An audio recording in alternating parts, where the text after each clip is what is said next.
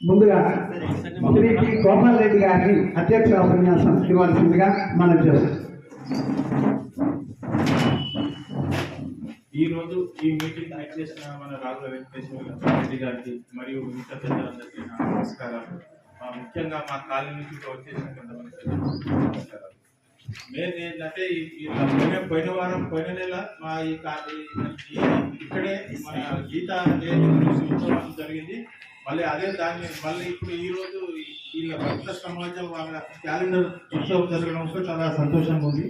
దీనికి ముఖ్యంగా మన కార్పొరేటర్ రావడం కూడా చాలా సంతోషంగా ఉంది. ఎప్పుడు ఇట్లాంటి మన కార్యక్రమాలు జరుగుతుంది. మన కాలనీ నూతనంగా కొత్త కొత్త కార్యక్రమాలు చేస్తూ ముందుకు పోవాలని ఆశిస్తూ చెప్తుంది.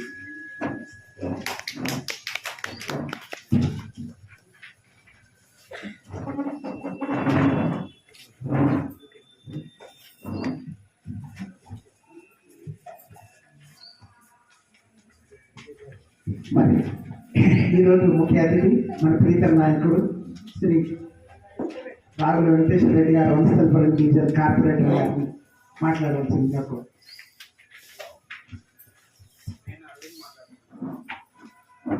ఈరోజు శివానందమూర్తి గారి జయంతి సందర్భంగా వనస్థలిపురం భక్త సమాజం శ్రీనివాసపురం కాలనీలో క్యాలెండర్ ఆహ్వానించిన పెద్దలందరికీ నా యొక్క నమస్కారాలు. అలాగే శ్రీనివాసపురం కాలనీ అధ్యక్షులైనటువంటి గోపాల్ రెడ్డి గారు మరియు సెక్రటరీ కార్యదర్శి గారు, సీనియర్ సిటిజన్ శ్రీరాము గారు, మన మాజీ ప్రెసిడెంట్ చెన్నారెడ్డి అన్న, ఇక్కడికి వచ్చినటువంటి నాతో పాటు వచ్చినటువంటి మా కాంగ్రెస్ పార్టీ సీనియర్ నాయకుడు మరియు market committee director Ashok Goud గారికి, ఇక్కడికి వచ్చిన పెద్దలకు విష్ణుకాళి హాజీందర్ గారికి పేరు పేరున నా యొక్క నమస్కారాలు. మహిళా తరగతులు కూడా ముఖ్యంగా మన నా దగ్గరికి వచ్చి కార్యక్రమం ఉంది అని అంటే వాస్తవంగా మళ్ళీ నేను సాయంత్రం ఉండకపోవచ్చు సార్, ఒక పని ఉంది అని చెప్తే రాత్రి 1:30కు వచ్చినాం. మళ్ళీ పొద్దునే ఈ కార్యక్రమం చూసుకొని మళ్ళీ వేరే దగ్గరికి వెళ్ళే పని ఉంది, వీళ్ళైతే కావాలన్న ఉద్దేశంతో మార్నింగ్ పెట్టుకోవడం, మీ అందరినీ కలవడం నాకు కూడా సంతోషంగా ఉంది. ఎందుకనంటే మీలాంటి పెద్దలు ఇలాంటి కార్యక్రమాలు చేయడం కూడా సమాజానికి అందరికీ కూడా ఉపయోగకరంగా ఉంటుందని నమ్ముతూ మీ అందరికీ కూడా మరి ఒక్కసారి రాబోయే నూతన సంవత్సర శుభాకాంక్షలు కూడా తెలియజేస్తున్నాను. ముఖ్యంగా మీరందరూ కూడా గమనించండి, నా ఎలక్షన్స్ 2020 డిసెంబర్లో నేను గెలిచి ఈ డిసెంబర్ 4 వాస్తవంగా 5 సంవత్సరాలు, 2 నెలలు ఎక్స్టెన్షన్ వచ్చి ఫిబ్రవరి 10 వరకు నా కాల పరిస్థితి. కానీ మనకు అవకాశం ఇచ్చిన భారతీయ జనతా పార్టీలో గెలిచి కాంగ్రెస్ పోయినాం ఎందుకు అనేది కొంత సమాజంలో చర్చ జరిగింది, నా మీద కూడా కొంతమంది చేయడం జరిగింది. సరే, ఆ రోజున్న పరిస్థితుల్లో మనం చెప్పలేక కాలనీ నుండి బయటకు వెళ్ళలేక ఉండి 3 సంవత్సరాలు ఇంట్లో ఉండి నాకేమో కొంచెం పని అంటే ఇష్టం, పని చేయాలనే తాపత్రయంతోనే ఈ కార్పొరేటర్ రావడం జరిగింది. కాలనీ ప్రెసిడెంట్ ఉండి అసోసియేషన్ ఉండి చిన్నగడకు 2008 నుండి మా గురించి పూర్తి అవగాహన ఉంది. ఆ రోజు నుండి ఈ రోజు వరకు కూడా కాలనీల సమస్యలపైన, కాలనీల ప్రజలపైన మమ్మకం పెట్టి పని చేసుకుంటున్న వెళ్తున్న కార్యక్రమంలో కార్పొరేటర్ రావడం, మనం ఏం పని చేయలేకపోతున్నాం, ఇబ్బంది పడుతున్నాం. సరే, అధికార పార్టీ అని కాదు కానీ ముఖ్యమంత్రి గారు కొంచెం గుర్తుపట్టి దగ్గరగా పిలుస్తారు అని ఒకే ఒక ఉద్దేశంతో వారు అడిగితేనే, నా సొంతంగా పోయి నేను పోయి కాకులాడలేదు.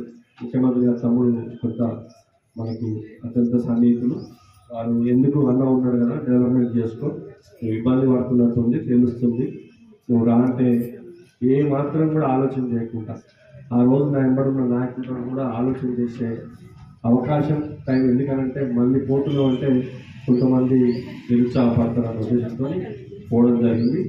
పోయిన సందర్భంలో ఈ 1.5 ఇయర్లో వీళ్ళందరూ వస్తున్నారు, ఈ పని కాలేదు, ఈ కాలనీలో సమస్య పరిష్కారం కాలేదు అనుకుంటా నా వంతు నేను ప్రయత్నం చేసుకుంటూ 5 సంవత్సరాల అవకాశంలో ఓన్లీ సంవత్సరంలోనే మనం పనిచేసినట్టు, మిగతా 3-4 సంవత్సరాలు అధికార పార్టీ టీఆర్ఎస్ వాళ్ళు కూడా మనం ఎక్కడ కూడా వాళ్ళు పని చేయలేదు, కనీసం మనం చేయలేదు.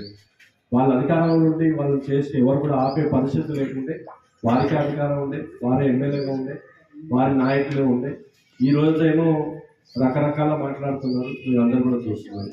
కానీ వారే 3 సంవత్సరాలు డెవలప్మెంట్ చేసి ఉంటే మేమందరం కూడా ఇంటికే పరిమితం అయ్యేటవాళ్ళం. కానీ కాదు, డెవలప్మెంట్ అయితలేదు, ఎమ్మెల్యే గారు పట్టించుకుంటలేరు, ఎందుకో మన డివిజన్ గురించి అసలు ఎక్కడ కూడా మాకు చర్చ చేస్తలేరు, వీళ్ళు ఎవరు కూడా పట్టించుకుంటలేరు ఉద్దేశంతో కాంగ్రెస్ పార్టీ పోయి అధికార పార్టీలో ఇన్ని పనులు మీ కాలనీ కూడా రోడ్లు వేయడం జరిగింది, ఒక బిల్డింగ్ అడగగానే బిల్డింగ్ ఇవ్వడం జరిగింది. మహిళా తల్లులకు కూడా ఖచ్చితంగా ఏది అడిగినా చేపిస్తాను చెప్పిన, అక్కడ ఒకటి షటిల్ కోర్టు కూడా అడుగుతున్నారు, అది కూడా చేపిస్తా. రాబోయే రోజులలో మళ్ళొక్క ఫ్లోర్ కావాలన్నా మీ అందరూ సహాయ సహకారం చేసి నాకు గెలిపిస్తే మళ్ళొక్క ఫ్లోర్ కూడా మీకోసం ఖచ్చితంగా పైన మళ్ళొక్క ఫ్లోర్ కూడా. ఎందుకంటే శ్రీనివాసం కాలనీలో ఎప్పుడు ఏ కార్యక్రమం జరిగినా నన్ను మంచిగా ఆశీర్వదిస్తున్నారు, మంచిగా పిలుస్తున్నారు. కాబట్టి ఖచ్చితంగా మీ కాలనీకి రుణపడి ఉంటాను, మీ కాలనీ కోసం పనిచేస్తాను కూడా ఈ విధంగా తెలియజేస్తూ, మీకు ప్రతి కార్యక్రమం ప్రతి వర్క్లో శ్రీనివాసపురం కాలనీ ప్రతి వర్క్లో మీ కాలనీ పేరు పెట్టి వర్కులు చేస్తున్నాం. మీకు డే కేర్ సెంటరు ఎవరికి వెళ్ళిన రాలేదు, మీ ఒక్కరికే డే కేర్ సెంటర్ వచ్చింది. అంటే మీకోసం ఎంత కష్టపడుతుందో చూడండి. కాబట్టి రాబోయే రోజులలో సరే పార్టీలు వేరుండొచ్చు, వ్యక్తులు వేరుండొచ్చు, పనిచేసే పర్సన్కు పనిచేసే వాళ్ళకు మీరు ఇక్కడ ఇనిపోయి మీ ఇళ్ళలో చెప్పగలిగితే మహిళలు కూడా, ఎందుకంటే వాళ్ళకి తెలియదు ఈ పలానాయన పని చేసిండు, పలానాయన టైంలో పనిచేసిండు అనేది తెలియకపోవచ్చు. కాబట్టి మీరు అందరూ కూడా అందరికీ తెలియజేసి మళ్ళీ ఒక్కసారి నాకు ఆశీర్వదిస్తారని, అవకాశం ఇస్తారని ఆశిస్తూ మీ అందరి దగ్గర కూడా సెలవు తీసుకుంటాం. Thank you very much. ఎందుకంటే ఇంకా 2 ప్రోగ్రాంలు ఉంది, మళ్ళీ ముఖ్యమంత్రి గారి ఈరోజు చిన్న కార్యక్రమం, ధర్నా కార్యక్రమం ఉంది, దానికి వెళ్ళాలి. కాబట్టి మీ దగ్గర సెలవు తీసుకుంది. Thank you very much. ఒక్క నిమిషం సార్ బిజీగా ఉన్నారు, అయినప్పటికీ ఒక్క నిమిషం. మనకి వ్యక్తి ముఖ్యం తప్పితే వ్యక్తి వెనకాల పార్టీ అన్నది మనం ఎప్పుడు ప్రాధాన్యత ఇవ్వం. పార్టీ అన్నది ఉండొచ్చు, కాలం మారచ్చు, పరిస్థితులు మారచ్చు. ఏదైనప్పటికీ ఒక సదుద్దేశంతో సంస్థ ఒక వ్యక్తిగా తను ఎదుగుతూ నలుగురికి ఉపయోగకరమైన పనులు చేస్తూ నలుగురిలో తను అందరినీ నడిపిస్తున్న నాయకులు మన రాఘుల వెంకటేశ్వర రెడ్డి గారు. మరి వారు మన కాలనీకి ఏం చేశారు ఏంటన్నది ఇక్కడ వారు వివరించారు. రాబోయే రోజుల్లో కూడా తన ఒంటి కృషిగా అభివృద్ధికి ముందు పేట శ్రీనివాసపురంకే వేస్తానని కూడా మాట ఇచ్చారు. కాబట్టి ఇటువంటి అవకాశం మాకు దొరకడం, వారు లాంటి నాయకులు ఈ వనస్థలపురం డివిజన్కి ఉండడం ఒక రకంగా అవసరము, మనకి అదృష్టము అని భావిస్తూ వారి వాళ్ళ ఎంతో వీలు చేసుకుని ఇక్కడికి వచ్చిన సందర్భంగా పెద్దలందరూ వారికి సత్కారం చేయవలసిందిగా మనం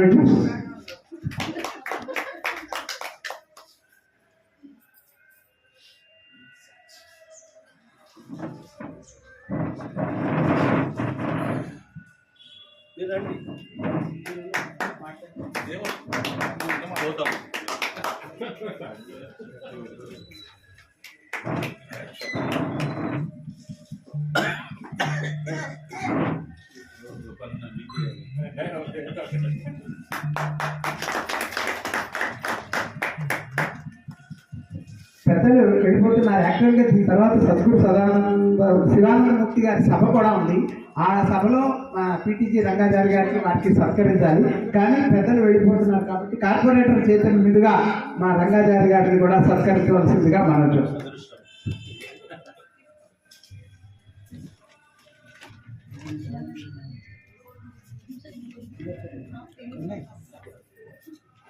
థ్యాంక్ యూ, ఈ అవకాశం ఇచ్చారు.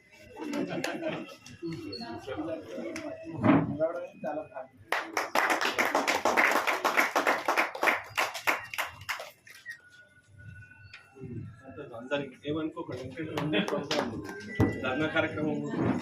Thank you sir. ఎంతో బిజీగా ఉన్నాము. మా ఆహ్వానాన్ని మళ్ళీ ఇక్కడికి ఇచ్చేసినందుకు మరొకసారి శ్రీనివాసపురం కాలనీ సఖ్యమ తరఫున మరియు శ్రీనివాసపురం సిటిజన్స్ అసోసియేషన్ తరఫున మహిళా కాలనీ మహిళా సభ్యుల తరఫున అందరికీ ధన్యవాదాలు తెలియజేస్తున్నాం. మరి ఇప్పుడు మన సభా కార్యక్రమం ప్రారంభం. దయచేసి వెనుకున్న వాళ్ళు ముందుకు రండి.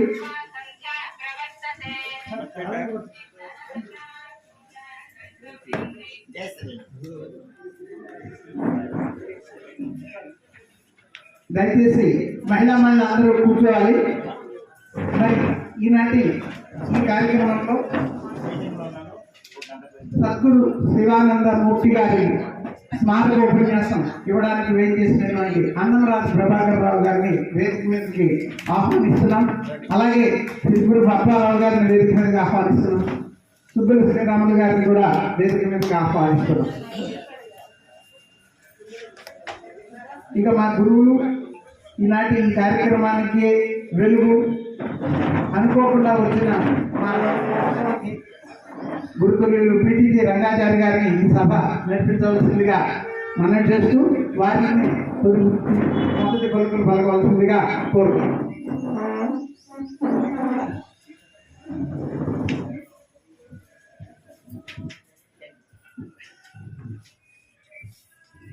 పఠామి సంస్కృతం నిత్యం వదామి సంస్కృతం సదా ధ్యాయామి సంస్కృతం సమ్యక్ వందే సంస్కృతమాతరం. గురుర్బ్రహ్మ గురుర్విష్ణు గురుర్దేవో మహేశ్వర గురు సాక్షాత్ పరం బ్రహ్మ తస్మై శ్రీ గురవే నమః. విశేష విద్పారిషదేషు నాథ విదగ్ధగోష్ఠీ సమరంగణేషు గిరీశతో మే కవికర్తికేంద్రాన్ దివాగ్రసింహసనమభ్యుపేయాః.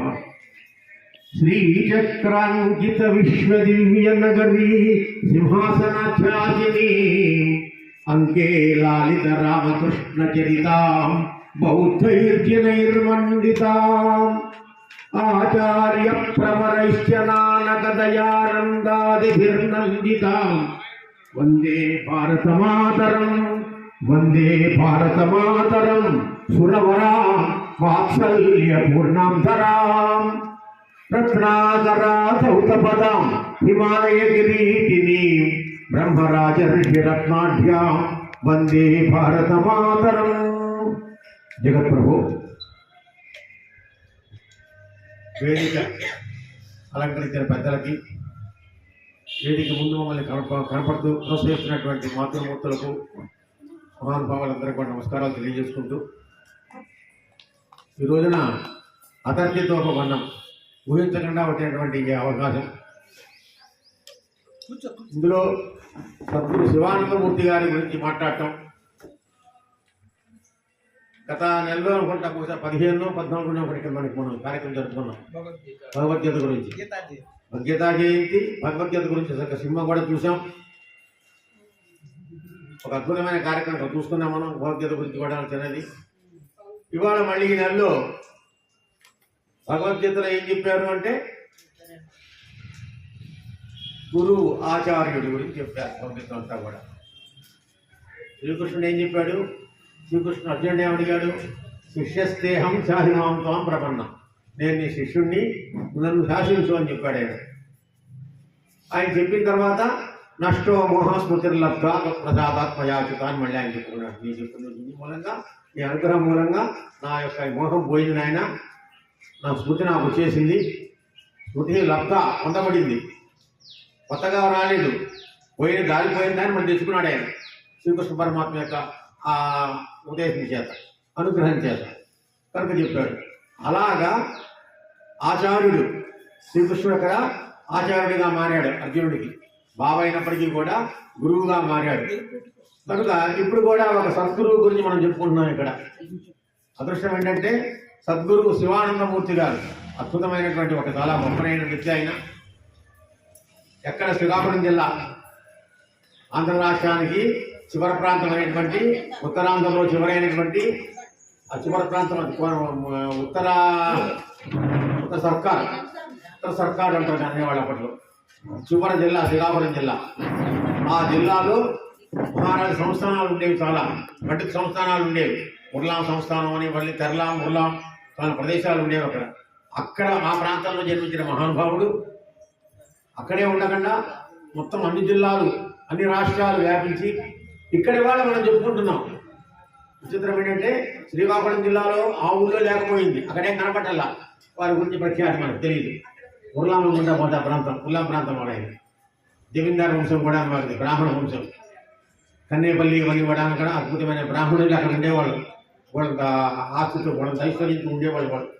వాళ్ళని అక్కడ భుగతలు అనేవాళ్ళు, భుక్తలు అనేవాళ్ళు అందరికీ. అటువంటి వాళ్ళని కన్నేపల్లి భుక్త గారని, అలాగే గుర్లాం భుక్త పెడతారు.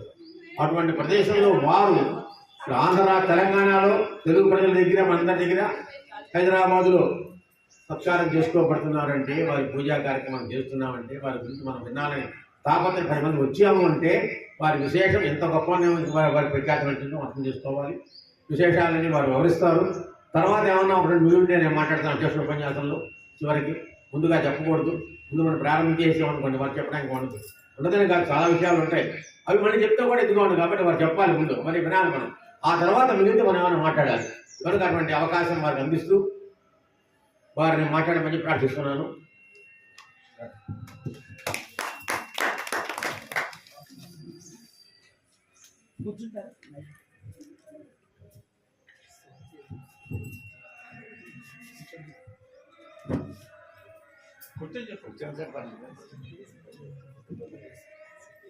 శుక్లాంబరధరం విష్ణుం శశివర్ణం చతుర్భుజం ప్రసన్నవదనం ధ్యాయేత్ సర్వవిఘ్నోపశాంతయే. వాగర్థావివ సంపృక్తౌ వాగర్థ ప్రతిపత్తయే జగతః పితరౌ వందే పార్వతీ పరమేశ్వరౌ. గురు బ్రహ్మ గురు విష్ణు గురుదేవో మహేశ్వరః గురు సాక్షాత్ పరం బ్రహ్మ తస్మై శ్రీ గురవే నమః. మనకు పురాణాలలో జనక మహారాజు తెలుసు. ఆయన ఒక్కడే ఎందుకు తెలుసు అంటే, మనకు తెలిసిన వాళ్ళలో ఆయన రాజర్షి. రాజర్షి అని ఎందుకుంటామంటే, ఆయన క్షత్రియుడు అయ్యి రాజ్యపాలన చేస్తూ కూడా ఋషి జీవితం గడిపాడు ఆయన. ఋషులు మామూలు కేవలం ఋషి అయినట్లయితే ఏ అడవులలో ఉండి అప్పుడప్పుడు రాజులకు సలహాలు ఇవ్వడానికో ముహూర్తాలు పెట్టడానికో నగరాలకు వచ్చేవారు. కానీ రాజర్షులుగా ఉన్నవాడు రాజ్యపాలన చేస్తూ కూడా గృహస్థాశ్రమంలో ఉంటూ కూడా ఋషి జీవితం గడుపుతుండేవాడు, ఋషి నియమాలని పాటిస్తూ. అందుకని వాడు రాజర్షులు అంటారు. కానీ యుగాలు మారే కొద్దీ అటువంటి ఆచారం తగ్గుతూ వచ్చింది. కలియుగంలోకి వచ్చినప్పటికీ దాదాపు గుప్తమైంది. కానీ మొత్తానికి పోలేదు. అటువంటి దివ్య రాజర్షి జీవితం గడిపినటువంటి వాళ్ళలో ప్రథమ గణ్యుడు మన కందుకూరి సత్యనారాయణ శివానందమూర్తి గారు, సద్గురు శివానందమూర్తి గారు. ఎందుకు ఈయనను జనక మహర్షి ఎందుకు పోల్చాము అంటే, జనక మహర్షి గారు వీరులతో వరకు యాజ్ఞవల్కుడి దగ్గర కానీ, బలరాముడి దగ్గర కానీ, ఇంకొకరి కానీ కావాల్సిన జ్ఞానాన్ని అంతా సంపాదించారు. తన దగ్గరకు వచ్చే ప్రతి ఒక్కరితో వాళ్ళకు మర్యాదలు చేసిన తర్వాత వాళ్ళ దగ్గర నుంచి జ్ఞానాన్ని సంపాదించడము, వాళ్లకు జ్ఞాన వితరణ చేయడము చేశాడు తప్పితే ఇతరత్ర ఆయన ప్రవర్తించలేదు. అట్లాగే సద్గురు గారు కూడా వారు ఏ ఉద్యోగం చేసినప్పటికీ ఎక్కడ ఉన్నప్పటికీ కూడా జ్ఞానమే పరమావధిగా జ్ఞాన ఆర్జన చేస్తూ జ్ఞాన వితరణ చేస్తూ జీవితాన్ని గడిపారు. ఆయన ఇందాక మన గురువు గారు చెప్పినట్టు శ్రీకాకుళం జిల్లాలో ఉర్లాం సంస్థానం, అది అప్పట్లో మెడ్రాస్ ప్రెసిడెన్సీలో ఉన్నటువంటి అత్యంత ధనికవంతమైనటువంటి బ్రాహ్మణ జమీందారు. అంత ధనిక కుటుంబం అయింది. సరే, వాళ్ళ తండ్రి గారు వీర బసవరాజు గారు, తల్లి గారు సర్వమంగళాంబ గారు. ఈయన వారి సంతానం, వీళ్ళతో పాటు ఇంకా కొంతమంది ఉన్నారు. అయితే ఆ రోజులలో బాగా ఈ భూములు జమీందారులు కూడా బాగా దాయాదుల కొట్లాటలు ఉండేవి.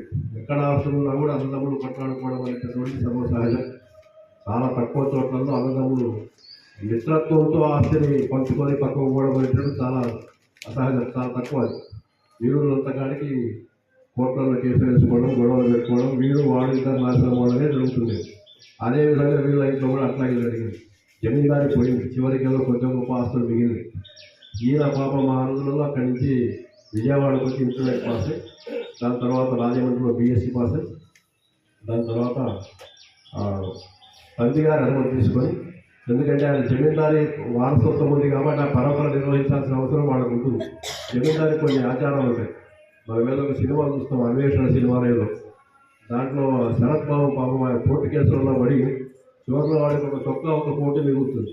కోటి తీసి పక్కన వేస్తే చొక్కా ఒక తిరుగులే ఉంటుంది. కానీ ఎందుకు ఆ రాజభవనాన్ని నిర్వహించాల్సిన అవసరం ఉంటుంది? రాజభవనాన్ని ఆశ్రయించుకొని కొన్ని కుటుంబాలు ఉంటాయి, కొన్ని రకాల వృత్తుల వాళ్ళు, కొన్ని కులాల వాళ్ళు, కొంతమంది కొన్ని కుటుంబాలను ఆశ్రయించుకుంటే వాళ్ళు పోషించాల్సిన అవసరం ఉంటుంది. దానికి ఆస్థాన కవులు ఉంటారు, ఆస్థాన పండితులు ఉంటారు, ఆస్థాన నర్తకిమణులు ఉంటారు. చాలామంది దానికి ఆశ్రయిస్తున్నారు. చిన్న జరగకపోయినా వాళ్ళని పోషించాల్సిన అవసరం ఉంటుంది. ఏది రాజకుటుంబం యొక్క మర్యాద కాపాడాలంటే. సో దాంట్లోంచి నేను పక్కకు వస్తానంటే తండ్రి గారు ఒప్పుకోరు అని చెప్పి ఇలా తండ్రి గారు అనుమతి తీసుకొని మొత్తం మీద బయటకు వచ్చి ఆయన అప్పట్లో నిజాం స్టేట్ పోలీస్ ఉద్యోగంలో చేరాడు. ఆయన పోలీస్ అంటే యూనిఫామ్ పోలీస్ కాదు, మామూలుగా చేరాడు. ఆయన పోలీస్ డిపార్ట్మెంట్ ఎక్కువగా ఆయన వరంగల్ ప్రాంతంలో చేశాడు. వరంగల్ హన్మకొండ ప్రాంతంలో ఎక్కువ పోలీస్ ఉద్యోగం చేశాడు. అయితే ఆయన చేస్తున్నది ఆ డిపార్ట్మెంట్ అయినప్పటికీ కూడా ఆయన చిన్నప్పటి నుంచి కూడా ఆయనకు వేదాల మీద, యోగా అభ్యాసం మీద, సనాతన ధర్మం మీద, హిందూ సంప్రదాయాల మీద చాలా గౌరవం ఉండేది ఆయన. సో దానికి అనుగుణంగానే ఆయన చిన్నప్పటి నుంచి వాడికి గమనించినటువంటి శాస్త్ర అధ్యయనం కానీ అభ్యాసాలు కానీ చేస్తుండేవాడు. తద్వారా ఒక తేజస్సు వస్తుంది. ఎప్పుడైనా కూడా మనం ఒక శాస్త్ర సంబంధమైన, ఒక సంప్రదాయబద్ధమైనటువంటి జీవన విధానాన్ని నిర్వహిస్తున్నట్టయితే, ఆ జీవనం జీవిస్తున్నట్టయితే మనకు తెలియకుండానే మనకు ఒక ఆత్మవిశ్వాసము, ఒక తేజస్సు మన మొహంలోకి వస్తుంది, అవతల తెలుస్తుంది. అట్లా ఇలా పోలీస్ డిపార్ట్మెంట్లో పనిచేస్తున్నప్పటికీ కూడా దీనిలో ఉన్నటువంటి ఆ తేజస్సు చూసి చాలామంది నన్ను ఆశ్రయించేవాడు.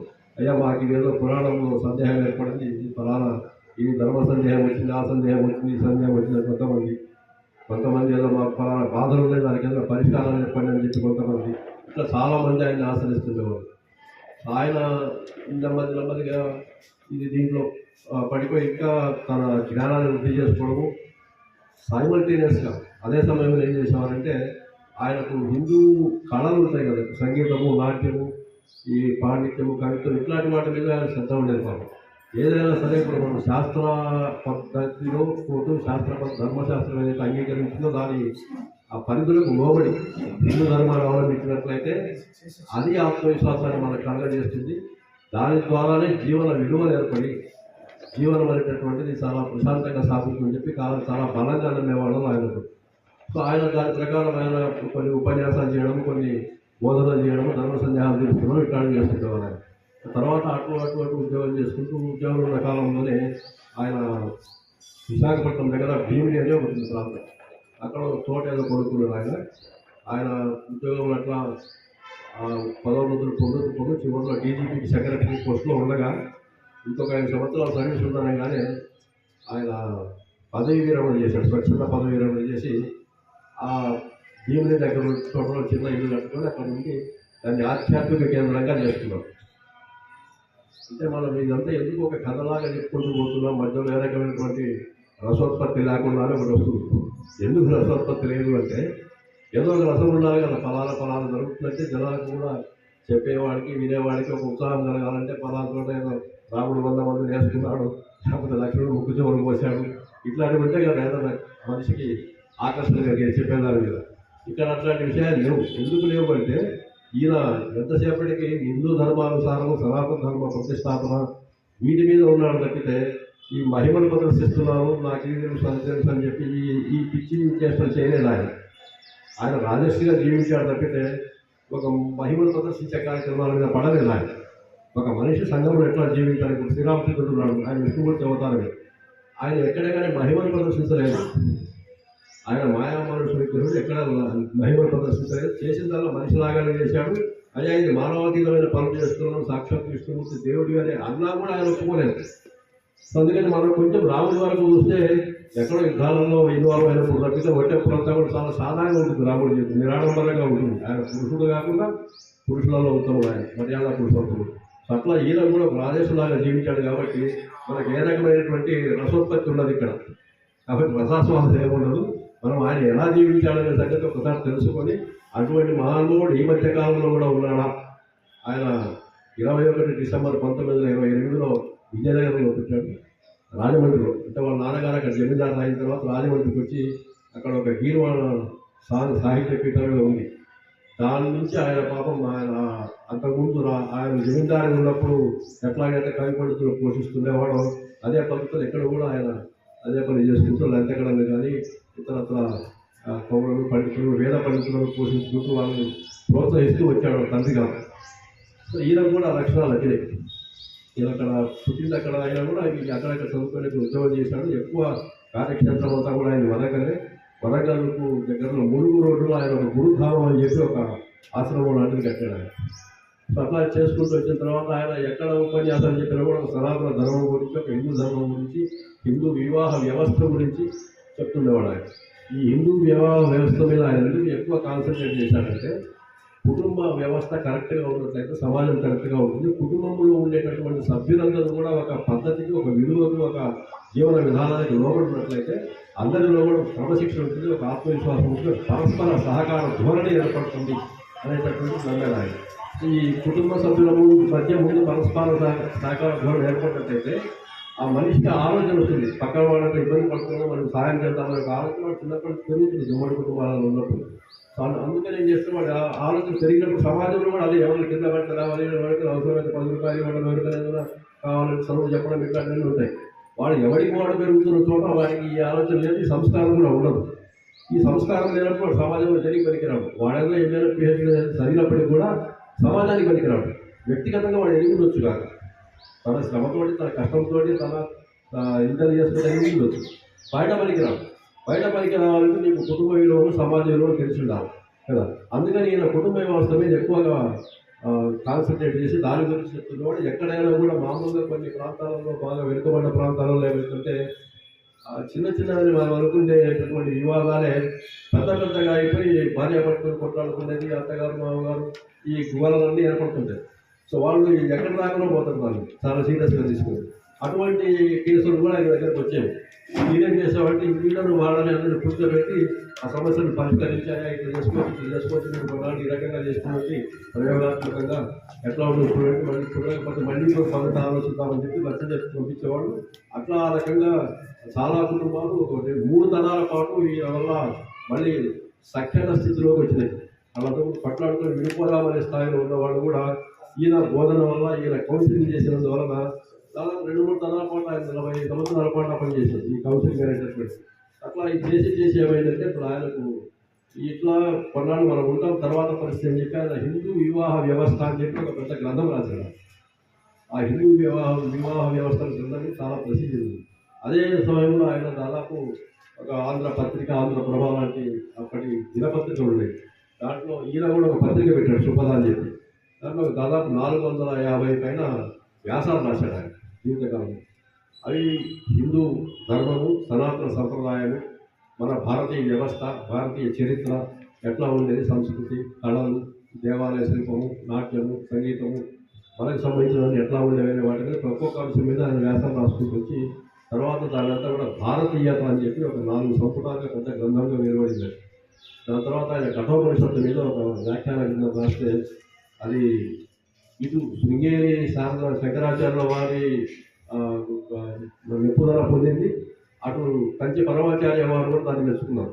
ఇరువైపుల వాళ్ళు కూడా ఇద్దరు మెచ్చుకున్నటువంటి బ్రహ్మాండమైన పుస్తకం అది కఠయోగం అనేటటువంటి. దాని తర్వాత ఆయన ఈ పురాణాలలో, కావ్యాలలో, చరిత్రల పుస్తకాలలో ఎక్కడెక్కడ ఉన్నటువంటి ఆంధ్రుల చరిత్ర, ఆంధ్రులు అంటే మళ్ళీ తెలంగాణలో ఆంధ్ర అనేటటువంటి ఒక జాతి, తెలంగాణ అనేటటువంటి ఒక రాజకీయ ప్రాంతం కదా. ఈ మొత్తం కలిపి ఆంధ్రజాతి, మొత్తం ఆంధ్ర భాష, ఈ మొత్తం ఆంధ్ర చరిత్ర అంటే కాకతీయుల దగ్గర నుంచి ఆ తంజావూరు దాకా వాడు నాయకులు అందరూ ఆంధ్ర దేశం. అది ఈ ఆంధ్రదేశానికి సంబంధించినటువంటి చరిత్ర అంతా కూడా క్రోడీకరించి మన కథలు అని చెప్పి ఒక పుస్తకం రాశారు. ఈ మన కథ అనేటటువంటి తర్వాత ఈ హైదరాబాద్ దూరదర్శన్ వాడు 13 భాగాలుగా దాన్ని ప్రసారం చేశారు 2012. దాని తర్వాత అట్లా ఆయన పుస్తకాలు కూడా రాసుకుంటూ వచ్చాడు. చాలా దానాలు చేశాడు ఆయన, ఉత్తదానాలు చేశాడు, బహిరంగ దానాలు కూడా చేశాడు. ఎన్ని చోట్ల ఉపన్యాసాలు ఇచ్చుకుంటూ వచ్చాడు ఆయన. ఎక్కడ ప్రసంగాలు పెట్టినా కూడా అవి సనాతన ధర్మం మీద పెట్టేవాడు.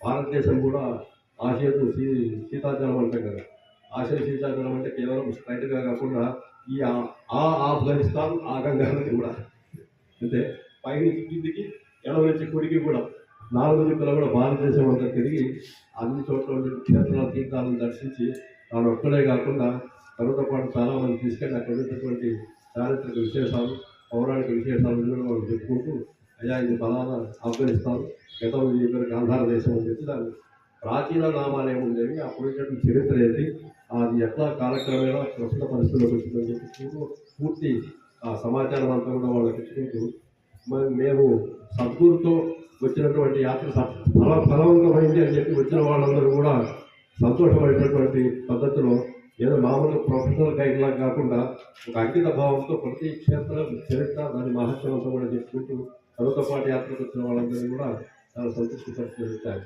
తర్వాత అట్లా తిరిగి అన్ని క్షేత్రాలకు సంబంధించినటువంటి వివరాలు కూడా ఆయన పుస్తక రూపంలో వివరించారు చాలా వరకు. దాని తర్వాత ఆయన చివరి దశలో ఈ మన భీమిని దగ్గర ఉండేటటువంటి ఆనందవనం ఏదంటారు ఆనందవనం అనే చోట ఆయన ఉన్న చివరి దశలో చివరి కాదు తలకాలం అక్కడ రిటైర్ అయిన తర్వాత అక్కడికి చేరుకొని దాన్ని ఆధ్యాత్మిక కేంద్రం చేసుకొని అక్కడి నుంచి కేవలం ఆధ్యాత్మిక ప్రసంగాలు ఆధ్యాత్మిక వ్యాసాలు రాస్తుండేవారు. ఆయన చురుకుగా ఉన్న కాలంలో దేశ విదేశాలలో చాలా చోట్ల పర్యటన చేసి చాలా చోట్ల కూడా హిందూ సంప్రదాయాలు సనాతన ధర్మాల గురించి చాలా ప్రసంగాలు చేశారు అనేకంగా. దాని తర్వాత చివరి దశలో ఆయన ఈ వరంగల్ చెప్పినటువంటి గురుధామంలో కొంత అనారోగ్యాన్ని పాలై జూన్ 10వ తారీఖు 2015లో ఆయన శివైక్యం పొందారు. ఆయన రాజాలక్ష్మి ఫౌండేషన్ ఆఫ్ మెడ్రాస్ వాళ్ళ రాజాలక్ష్మి పురస్కారం పొందారు. దాని తర్వాత తిరుపతిలో ఉన్నటువంటి సంస్కృత విద్యాపీఠం వాళ్ళు మహామహోపాధ్యాయ ఇచ్చారు ఆయనకు. దాని తర్వాత తెలుగు విశ్వవిద్యాలయం గీతం విశ్వవిద్యాలయం వాళ్ళు కూడా గౌరవ డాక్టరేట్ ఇచ్చారు. అనేకమైనటువంటి బిరుదులు ఆయన ధరించినప్పటికీ కూడా ఆయన బిరుదులకు అతీతం, బిరుదులకు ఆశించి చేయలేదు. బిరుదులు ఆయన యొక్క ప్రతిభను కానీ ఆయన సేవలు కానీ పనిచేస్తానికి బిరుదులు లేవు. కానీ మనం గుర్తించినామని చెప్పాలంటే ఏదో ఒక రకంగా ఆయన సన్మానించాలి కాబట్టి సభాముఖంగా ఆయన పిలిచి సత్కారం చేసి వీళ్ళు సత్కరించబడ్డారు అని అనుకున్నాం. మన అదృష్టమయాన్ని మనం సత్కరించమని వాళ్ళు భావించి ఆయన సత్కరించారు తప్పితే అన్ని రకాల సత్కారాలు సన్మానాలకు అతీతులుగా ఉండి ఋషిలాగా బతికాడు. ఒక మనిషి 87 సంవత్సరాల పాటు బతికితే 87 సంవత్సరాలు ఏ ఒక్క సంవత్సరం వ్యర్థం కాలేదు, ఏ సంవత్సరం ఏ ఒక్కరోజు కూడా వ్యర్థం కాలేదు. ప్రతిరోజు సమాజ సేవకి, ప్రతిరోజు సాహిత్య సేవకి, ప్రతిరోజు కళాసేవకి ఆయన వెచ్చిస్తూ తన జీవితం మొత్తాన్ని కూడా చివరి దాకా కూడా ఆయన కేవలం ఒక మనిషి సమాజంలో ఒక ఆదర్శ ఋషిగా జీవించాలంటే, సమాజంలో ఉంటూ కూడా ఒక ఋషి జీవితం గడపాలంటే ఎలా సాధ్యమో ఆయన జీవించి చూపించిన వ్యక్తి ఆయన. ఈరోజు ఆయనను స్మరించుకోవడం మన అదృష్టం. ఎందుకు అంటే నాకు తెలిసి ఈ శ్రీనివాసపురం గారిని గతంలో ఈయన సంస్కృత సభ జరిగిందండి. ఈరోజు ఎందుకో ఒకసారి వస్తే ఒక ముహూర్తం ఒకసారి వస్తుంది అంతే. అన్నీ మొదటి నుంచి రావాలనే లేదు, ఎప్పుడో ఒకసారి ఏదో ఒకటి వస్తుంది. అది ఈరోజు వచ్చింది. ఈ శ్రీనివాసపురం కాలనీ అధ్యక్షులైనటువంటి గోపాలరెడ్డి గారు, వారి బృందం, ఈ పాలక మండలి అవుతుంది. తర్వాత మన శ్రీరాములు గారు, వారు ముందు దీన్ని ఈ ఆలోచన తీసుకొచ్చిన వారు, వెంటనే ఆమోదించిన వారు గోపాలరెడ్డి గారు. సరే ఏర్పాట్లన్నీ గారు మూర్తి గారు ఎలా చూసుకుంటారు దగ్గర నుండి సహకరించిన అందరికీ వచ్చి ఏ రకమైనటువంటి నవరసాలలో ఏ రసము లేనటువంటి ఒక ఉపన్యాసం మీరు విన్నారంటే విన్న వాళ్ళందరూ కూడా మీకున్నటువంటి భక్తి, శ్రద్ధ, తత్పరత ఒక మహాపురుషుడి గురించి మనం ఎప్పుడైనా కూడా సమాజంలో ఒక మహాత్ముడు ఏర్పడ్డాడు అంటే ఆయన జీవితం తెలుసుకోవడం ముఖ్యం. మనం మామూలుగా కథలు చదువుతాం, టీవీ సీరియల్స్ చూస్తుంటాం, ఇంకా ఏదేమో మనం సినిమాలు చూస్తుంటాం. ఇవన్నీ 3 గంటలు 4 గంటలు ఆ సినిమా ఉందంటే 3 గంటలు, గంట ముందు నుంచి బయలుదేరాలి. 2 గంటల ముందు బయలుదేరితే గంట సేపు క్యూలో ఉంటే 3 గంటల సినిమా కానీ మళ్ళీ గంట వెనక్కి. దాదాపు ఒక సినిమాకు 6 గంటల పాటు మనం మన జీవితంలో దేనికి పనికి రాకుండా వేస్ట్ చేస్తాం కదా. అట్లాంటి మనం ఎప్పుడైనా సరే రోజుకు 1 గంట, వారానికి 1 గంట, నెలకు 1 గంట వెచ్చించి మహాపురుషులు చాలామంది ఉన్నారు. దయానంద సరస్వతి లాంటి వాళ్ళు ఉన్నారు, ఈశ్వరుడు విద్యాసాగర్ లాంటి వాళ్ళు ఉన్నారు, ఆడవాళ్ళకు మేము చేసిన అందుకే వీరేశ్వరం లాంటి వాళ్ళు ఉన్నారు. తర్వాత రాజారాం మోహన్ లాంటి ఉన్నారు. అంటే స్వాతంత్రానికి పాటుపడ్డ వాళ్ళు చాలామంది ఉన్నారు. జీవితం తెలిస్తే మనకు తెలుస్తుంది మనం సమాజంలో ఎట్లా ఉండాలి, ఇప్పటిదాకా ఎట్లా ఉన్నాం, మన జీవిత విధానంలో మన నడవడికలో మనం చేసుకోవాల్సినటువంటి మార్పులు ఏంటి, ఆ మార్పులు సాధ్యమా, అసాధ్యమైతే ఎందుకు అసాధ్యం, సుసాధ్యం చేసుకోవాలంటే పద్ధతులు ఏంటి, ఈ మనం ఒకసారి మనల్ని మనం పురస్కరణ చేసుకొని మనల్ని ఆత్మ విమర్శ చేసుకుంటే మహాత్ముల జీవితం చదివితేనే మనకు తెలుస్తుంది ఆ సంగతి. మనకు మనం బాగానే ఉంటుంది. ఎందుకంటే మనం శ్రమపడే కష్టపడే పైకి వచ్చాం, మనం సొంత సంపాదన తింటున్నాం, ఎవరిని లూటీ చేయలేదు, మనం సమాజం ఎవరికి చెరుపు చేయట్లేదు. బాగానే ఉన్నాము, సన్మార్గంలో ఉన్నాము, సత్పురుషులని సాత్విక మార్గంలో ఉన్నామని చెప్పి మనం అనుకుంటుంటాం. అంటే అది అంతవరకే పరిమితం. అది దానికి అది పరిమితం కాదా, ఇంకా ఉంది, నువ్వు ఎదగాల్సింది, నీకు ఇంకా జీవితం ఉంది, నీకు ఇంకా శక్తి కూడా ఉంది, ఇంకా ఆరోగ్య శక్తి కూడా ఉంది కదా, శరీరంలో శక్తి ఉన్నది. ఆయన అన్నట్టు దంతమ్ములు పడనప్పుడే తరుగులు నాలుగు ఎగిరినప్పుడే అని జోర్జెడ్డి గారు అన్నట్టు, అయ్యా నువ్వు ఏదైనా చేయదలుచుకుంటే నీ పళ్ళు ఊడకముందే, నీ శరీరంలో శక్తి ఉన్నప్పుడే, పురులు వెలువెల్లగానప్పుడే, కాంతాసంగం పోయినప్పుడే అని చెప్పారు. 4 విషయాలు చెప్పి ఆ టైంలో చేయమా ఏదైనా చేసినా కూడా అంతా అయిపోయి మంచాలు పడ్డాక నేను అది చేస్తుంటే బాగుంది, ఇది చేస్తుంటే బాగుందంటే ఉపయోగమే ఉన్నది కదా. కాంతాసంగం పోయినప్పుడు అంటే ఆడవాళ్ళని సహించుకున్నప్పుడు ఏం చేస్తున్నావు? ఆ స్థితిలోకి వచ్చిన తర్వాత ఆడవాళ్ళని సహించుకోవడం అంటే ఏంటి? ఇక్కడ వేరే అర్థాలు వస్తాయి జనాలకి. ఆడవాళ్ళని అసహించుకోవడం అంటే ఎవడు మంత్రుల్లో పడ్డా వాడు సన్మార్గుడైనా దుర్మార్గుడైనా సేవ చేయాల్సిన ఆడవాళ్ళే. ఎందుకంటే ఆడవాళ్ళకి సేవ చేసే ఓపిక ఎక్కువ. మీరు ఎక్కడ చూడండి, ఏ హాస్పిటల్ అయినా కూడా నర్సులు ఆడవాళ్ళు ఉంటారు, మగవాళ్ళు చాలా తక్కువ. మేల్ నర్సులు ఉండే హాస్పిటల్స్ అని మొత్తం హైదరాబాద్ కదా. ఎంత పెద్ద హాస్పిటల్ పెట్టినా 80-90% మంది వీళ్ళు ఉంటారు, 1%-2% మంది మేల్ నర్సులు ఉంటారు, మగ నర్సులు కదా. అంతా వీళ్ళే ఉంటారు. అంటే వీళ్ళు సేవ చేసే దృక్పథం ఉంటుంది, ఓపిక ఎక్కువ, వాళ్ళు అసహించుకోరు. వాళ్ళు కూడా అసహించుకునే పరిస్థితులకు శరీరం చేరినప్పుడు, జుట్టంతా తెల్లబడ్డప్పుడు, పళ్ళు ఊడిపోయినప్పుడు అయ్యా రామకృష్ణ అంటే రామకృష్ణ ఎందుకు పనులు లేదు కదా, శబ్ద మార్గం గాలి వస్తుంది బయట. అప్పుడు రామకృష్ణ అనేవాడు లేడు కాబట్టి ఎవడు పలకడు. ఎవడు పలకనప్పుడు ఎందుకు ప్రయత్నం కదా, వేస్ట్. అందుకని మనం పలకగలుగుతున్నప్పుడే పలకవయ్యా, భగవన్నామ స్మరణ చేయి. నీ అంతా జుట్టంతా నేర్చుకుని రంగులు వేసుకుంటున్నావు, కానీ అంతా అయిపోయిన తర్వాత ఏం చేస్తాం? వార్ధక్యం వచ్చిన తర్వాత, శరీరం ఉండిపోయిన తర్వాత, కాంతాసంగం పోయినప్పుడే, గురువులు వెలువెల్లగానప్పుడే, వింతలు మీద జరిగిపోయినప్పుడే, అంటే మన శరీరంలో వింతలు మనకు తెలియకుండా వస్తుంటాయి. ఎట్లా వస్తుంటాయి అంటే, ఇప్పుడు ఇందులో ఉదాహరణకి బాగా చదువుతున్నాం మనం 10 ఏళ్ల కిందట, ఇప్పుడు ఇంట్లో చదువుతున్నాను. ఇది మనకు తెలియదు, క్రమేణా ఏర్పడ్డ మార్పు కదా. ఇది ఎప్పుడు తెలుస్తుంది మనకి? అర్థం పెట్టుకొని కళ్ళసాలు పెట్టుకొని చూస్తున్నప్పుడు బాగా కనపడుతుంది. నిజంగానే ఇదేదో కనపడుతుంది చూస్తున్నాం. అంటే ఈ వింత మనకు తెలియకుండా మన శరీరంలోకి ప్రవేశించింది. మనం గతంలో 10 ఏళ్ల కింద తిరుపతి కూడా ఎక్కాం. ఈరోజు సగం ఎక్కేటప్పటికి చూస్తాం ధోని ఉందా, గాడి గుర్రం ఉంది అని చెప్పి కదా, ఎక్కిపోదామని చెప్పి. అంటే ఈ వింత మనకే తెలుస్తుంది. ఇట్లాంటి వింతలను మన శరీరంలో ప్రవేశించి చివరికి ఏం చేస్తాం? మనం మంచం నుంచి లేవాలనే పరిస్థితులు కనపడ్డాక, అంటే ఆ రోజు ఏదో కాశీకి వెళ్ళింటే బాగుంది, ఈరోజు వాడు ఎవడో కనపడ్డాడు, 10 రూపాయలు ఇచ్చింటే బాగుంది, ఇప్పుడు నీ పైసలు నీకే సరిపోవట్లేదు. నీకు బాగా జీతం వచ్చి నువ్వు వెనక్కి వేసుకునే రోజుల్లో చేయలేదు ఆ పని. బాగా జీతం వచ్చి బ్రహ్మాండంగా నెలకు 20,000-30,000 పిఎఫ్లు డిపాజిట్ చేసుకుంటే 30,000 ఎస్టీ అకౌంట్ వేసుకున్న రోజులలో నువ్వు పట్టించుకోలేదు. వాడు పని చేయడానికి కూడా తిరుగుతున్నాడు, ఇదంతా ఆర్గనైజేషన్ టెక్నిక్ కదా. ఈ నిర్ణయాలకు వస్తాయి మనకు. అంతా అయిపోయి మన పెన్షన్ మనకు 20వ తారీఖు అయిపోతున్న రోజుల్లో అప్పు చేసింటే బాగుండు కదా అంటే ఎప్పుడేం చేస్తాం? అందుకని మనకు అన్ని శరీరం పక్కాగా ఉన్నప్పుడు, శరీరం 100% మన నియంత్రణలో, మనం చెప్పినట్టు వింటున్న రోజులలో మనం చేయదలుచుకున్నటువంటి శుభకార్యాలు, సత్కార్యాలు, పరోపకారం, పురాణ శ్రవణము, దైవ సేవ, దేవనామస్మరణ ఇవన్నీ మనం చేస్తుంటే తర్వాత ఫలిస్తాయి.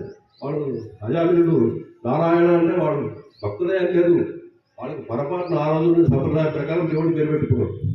ఈ రోజుల్లో లాగైతే ఏదో పెట్టేవాడు కృషి అనుకుంటుంది. ఆ రోజులలో పాపం ఎందుకు ఒక ఆచారం పిల్లలకు దేవుళ్ళ పేరు పెట్టడం అనేది. ఆచారం ప్రకారం దేవుడి పేరు పెట్టబట్టి ఆ చిన్నవాడికి నారాయణ అని పేరు పెట్టేటప్పటికి ఆ చివరిలో సరే పెట్టప్పుడు నారాయణ అన్నాడు. అదే నారాయణ భక్తులు తీసుకెళ్ళారు, అక్కడ దుర్మార్గుడు అనిపెట్టారు కదా.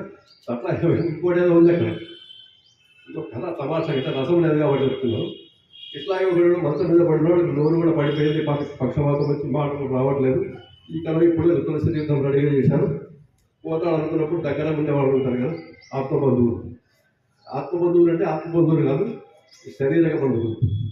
వాడు ఎవడో వచ్చి ఏం చేశాడంటే నారాయణ శబ్దం పలికిస్తుంది. మనం అంతా అయిపోయిన తర్వాత పోయేటప్పుడు కూడా 3 సార్లు దించుతాం, 3 సార్లు కాళ్ళని ఇప్పుడు అంటారు కదా, తిప్పి నారాయణ నారాయణ.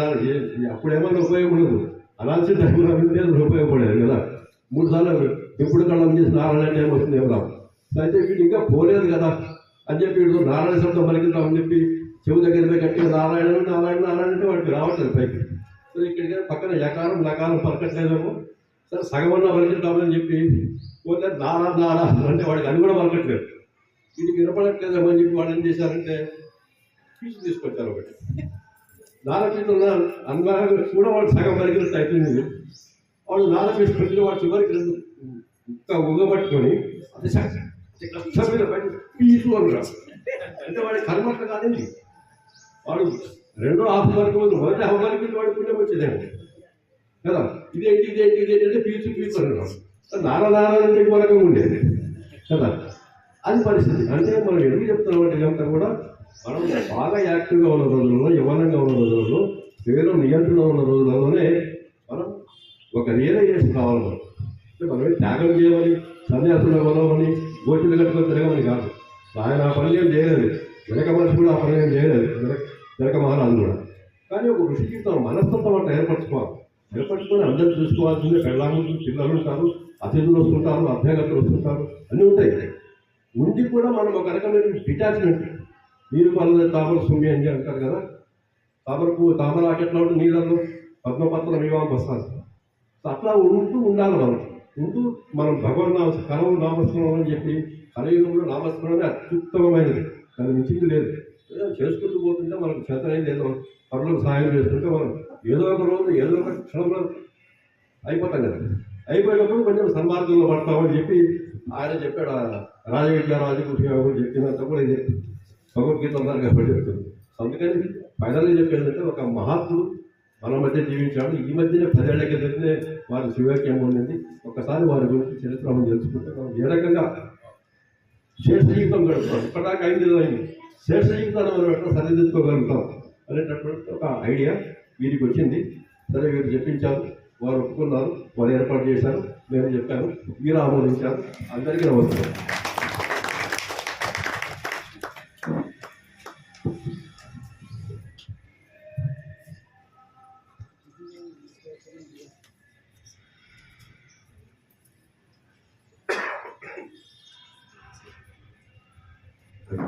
ఇప్పటిదాకా వీరు ప్రసంగించిన విశేషాల్లో ముఖ్యంగా మనం చూసుకోవాల్సిన ఒకటి మహానుభావుల యొక్క జీవన సార్థక్యం ఏ విధంగా జరుగుతుంది, వారు ప్రారంభంలో ఎలా ఉండేవారు, ఏం చేశారు, తర్వాత ఏ విధంగా సమాజాన్ని సంస్కరించారు అనేటువంటిది వారు. యస్మిన్ జీవంతి భావ సతు జీవంతి కాకోపి కిమ్న పుడితే చంచువాసు అదన పూరణం. కాకి కూడా ఆకాశం మీద తిరుగుతూ తన పొట్టను పోసుకుంటూ ఉండటం సంపాదించుకుని. కానీ ఎవరి జీవనం మూలంగా అయితే 10 మంది జీవిస్తారో అతను ఒక్కడే జీవించినట్లు లెక్క. అలాగా వారొక్కరి చేత ఇప్పుడు ఇంతమంది సంస్కరించబడుతున్నారు. శివానందమూర్తి గారు ఒకరు ఆనందభవన్ ఆనంద నిలయం పెట్టి ఏర్పాటు చేసిన తర్వాత అక్కడ జరిగే కార్యక్రమాలు అద్భుతంగా జరుగుతున్నాయి. వారి ద్వారా, వారు రాసిన గ్రంథాల ద్వారా, వారి ప్రవచనాల ద్వారా సమాజం ఈ రోజున ఒక ఉన్నతమైన స్థాయిలో అంతమందికి ఒక సందేశాన్ని అందిస్తోంది. అటువంటి విషయాలు చెప్పారు.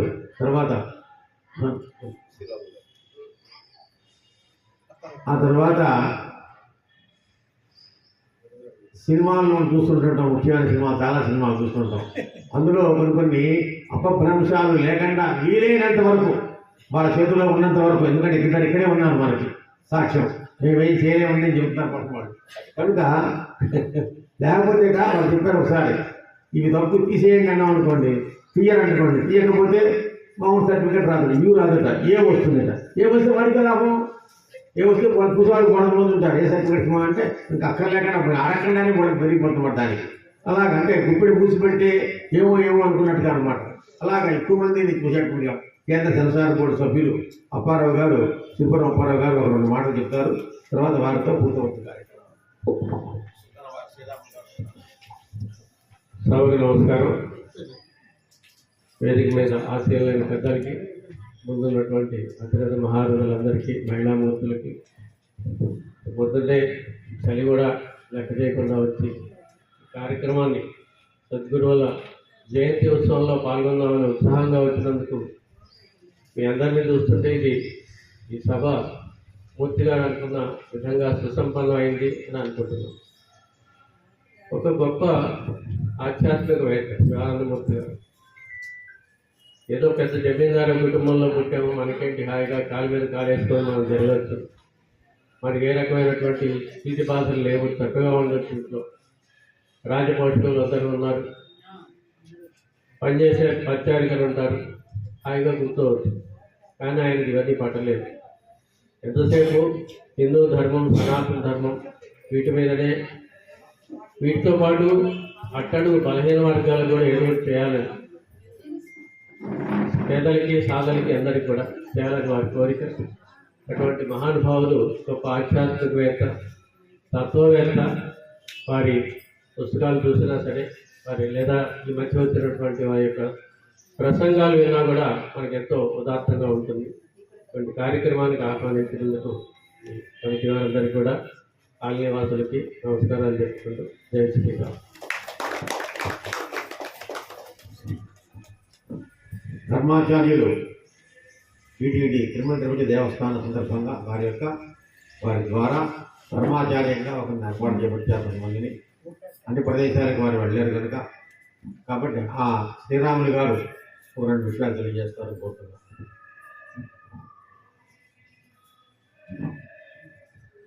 అందరికీ నమస్కారం. ఈ సద్గురు సదానందమూర్తి గారి సభకి గురుగారు పీటీజీ రంగాచార్య గారు ఉండడం అదృష్టం. అట్లాగే ఆయన గురించి నాకు మాటలు చెప్పినటువంటి మధ్యపల్లి గారు, అన్నమరాజు, ప్రభాకరరావు గారు, అక్కడ అప్పారావు గారు, పెద్దలందరూ కూడా, మహిళా మండలు, వీళ్ళందరూ కూడా ముఖ్యంగా మూర్తి గారికి ఈ సందర్భంగా ఏదో క్యాలెండర్ ఆవిష్కరిద్దామని చెప్పి రాతా ఉన్నప్పుడు ఇంకా వేరే ఆ ఒక్కదానిగా కాకుండా క్యాలెండర్ చూస్తే ఈ సద్గురు సదానందమూర్తి గారు చేసి ఉత్సవం ఉంది. సో దాన్ని కూడా పెడతా ఉన్నప్పుడు ఆయన సరే అంటే ఇమీడియట్లీ మనకు గోపాలరెడ్డి గారిని కాంటాక్ట్ చేయడం, ఆయన కూడా ఒప్పుకోవడం. మేము అంటే మరి నిజంగా ఈ యొక్క ఈ వేదిక యొక్క విశేషమైన తెలియదు, కానీ పోయినసారి గీతా చేసి సందర్భంగా కూడా కొన్ని కార్యక్రమాలు చేశాం. మరి ఇప్పుడు మహానుభావుడైనటువంటి సద్గురు సదానందమూర్తి శివానంద గారు కూడా చేసేటువంటి అవకాశం మాకు కలిగింది. కాబట్టి ప్రత్యేకంగా మనం దీనికి అవకాశం ఇచ్చిన గోపాలరెడ్డి గారికి, ఇంత ఓపిక చేస్తున్నటువంటి మూర్తి గారికి ముఖ్యంగా మనందరూ కూడా అభివృద్ధి కలపాలి. వారి యొక్క అంటే ఆ మేనేజ్మెంట్ స్కిల్స్ అందరికీ తెలిసింది. ముఖ్యంగా మనకన్నా కూడా చూశారు, అబ్జర్వ్ చేశారు. కాబట్టి ఈ కార్యక్రమాన్ని మొట్టమొదటి సాయంత్రం పూట ముందర లలితా సహస్రనామాలను, తర్వాత అన్నమరాజు గారి ప్రవచనము, ఆ తర్వాతే క్యాలెండర్ ఆవిష్కరణ ఉంది. ఇప్పుడు అది రివర్స్ అవుతుంది అనమాట. మొట్టమొదటి క్యాలెండర్ ఆవిష్కరణ అయింది, ఇప్పుడు ప్రవచనం అయిపోయింది. ఇప్పుడు మరి వెంకటామండలం అడగగానే మరి ఆ సాయంత్రం కదా అని చెప్పి అనుకున్నారని చెప్పంటే కాకపోతే అంటే మరి అధిక సంఖ్యలో వచ్చినటువంటి మన మహిళలు ఇప్పుడు మన లలిత సహస్రం పాలన చేస్తారు. కాబట్టి దాన్ని కూడా మీరు చూసి వెళ్ళాల్సిందిగా కోరుకుంటూ సెలవు.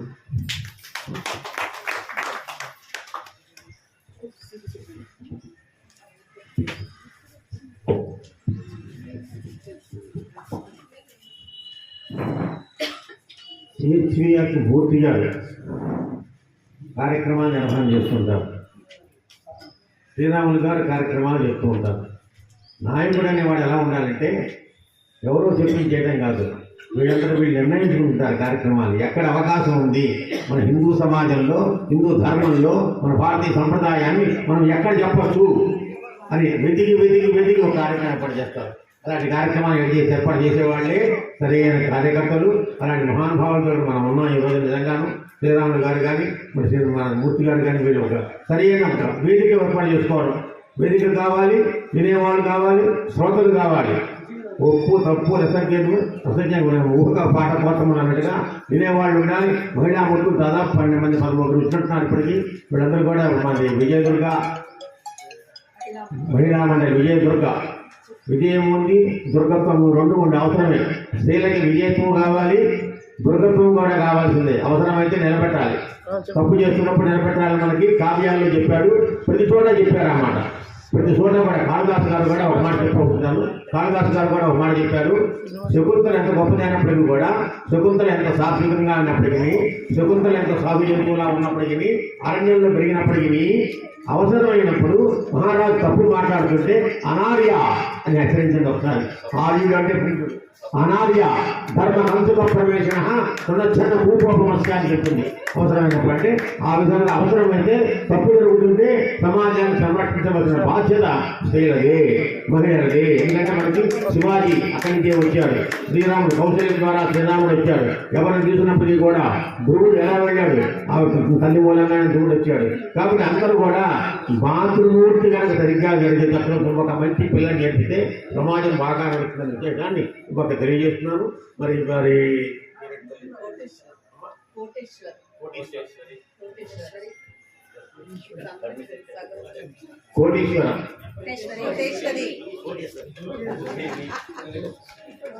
విన్నాను కోటీశ్వరుడు. మనందరం కోటీశ్వరులం. మనం కోటీశ్వరులం కాదు, ముందుకు వచ్చిన వాళ్ళే కోటీశ్వరి.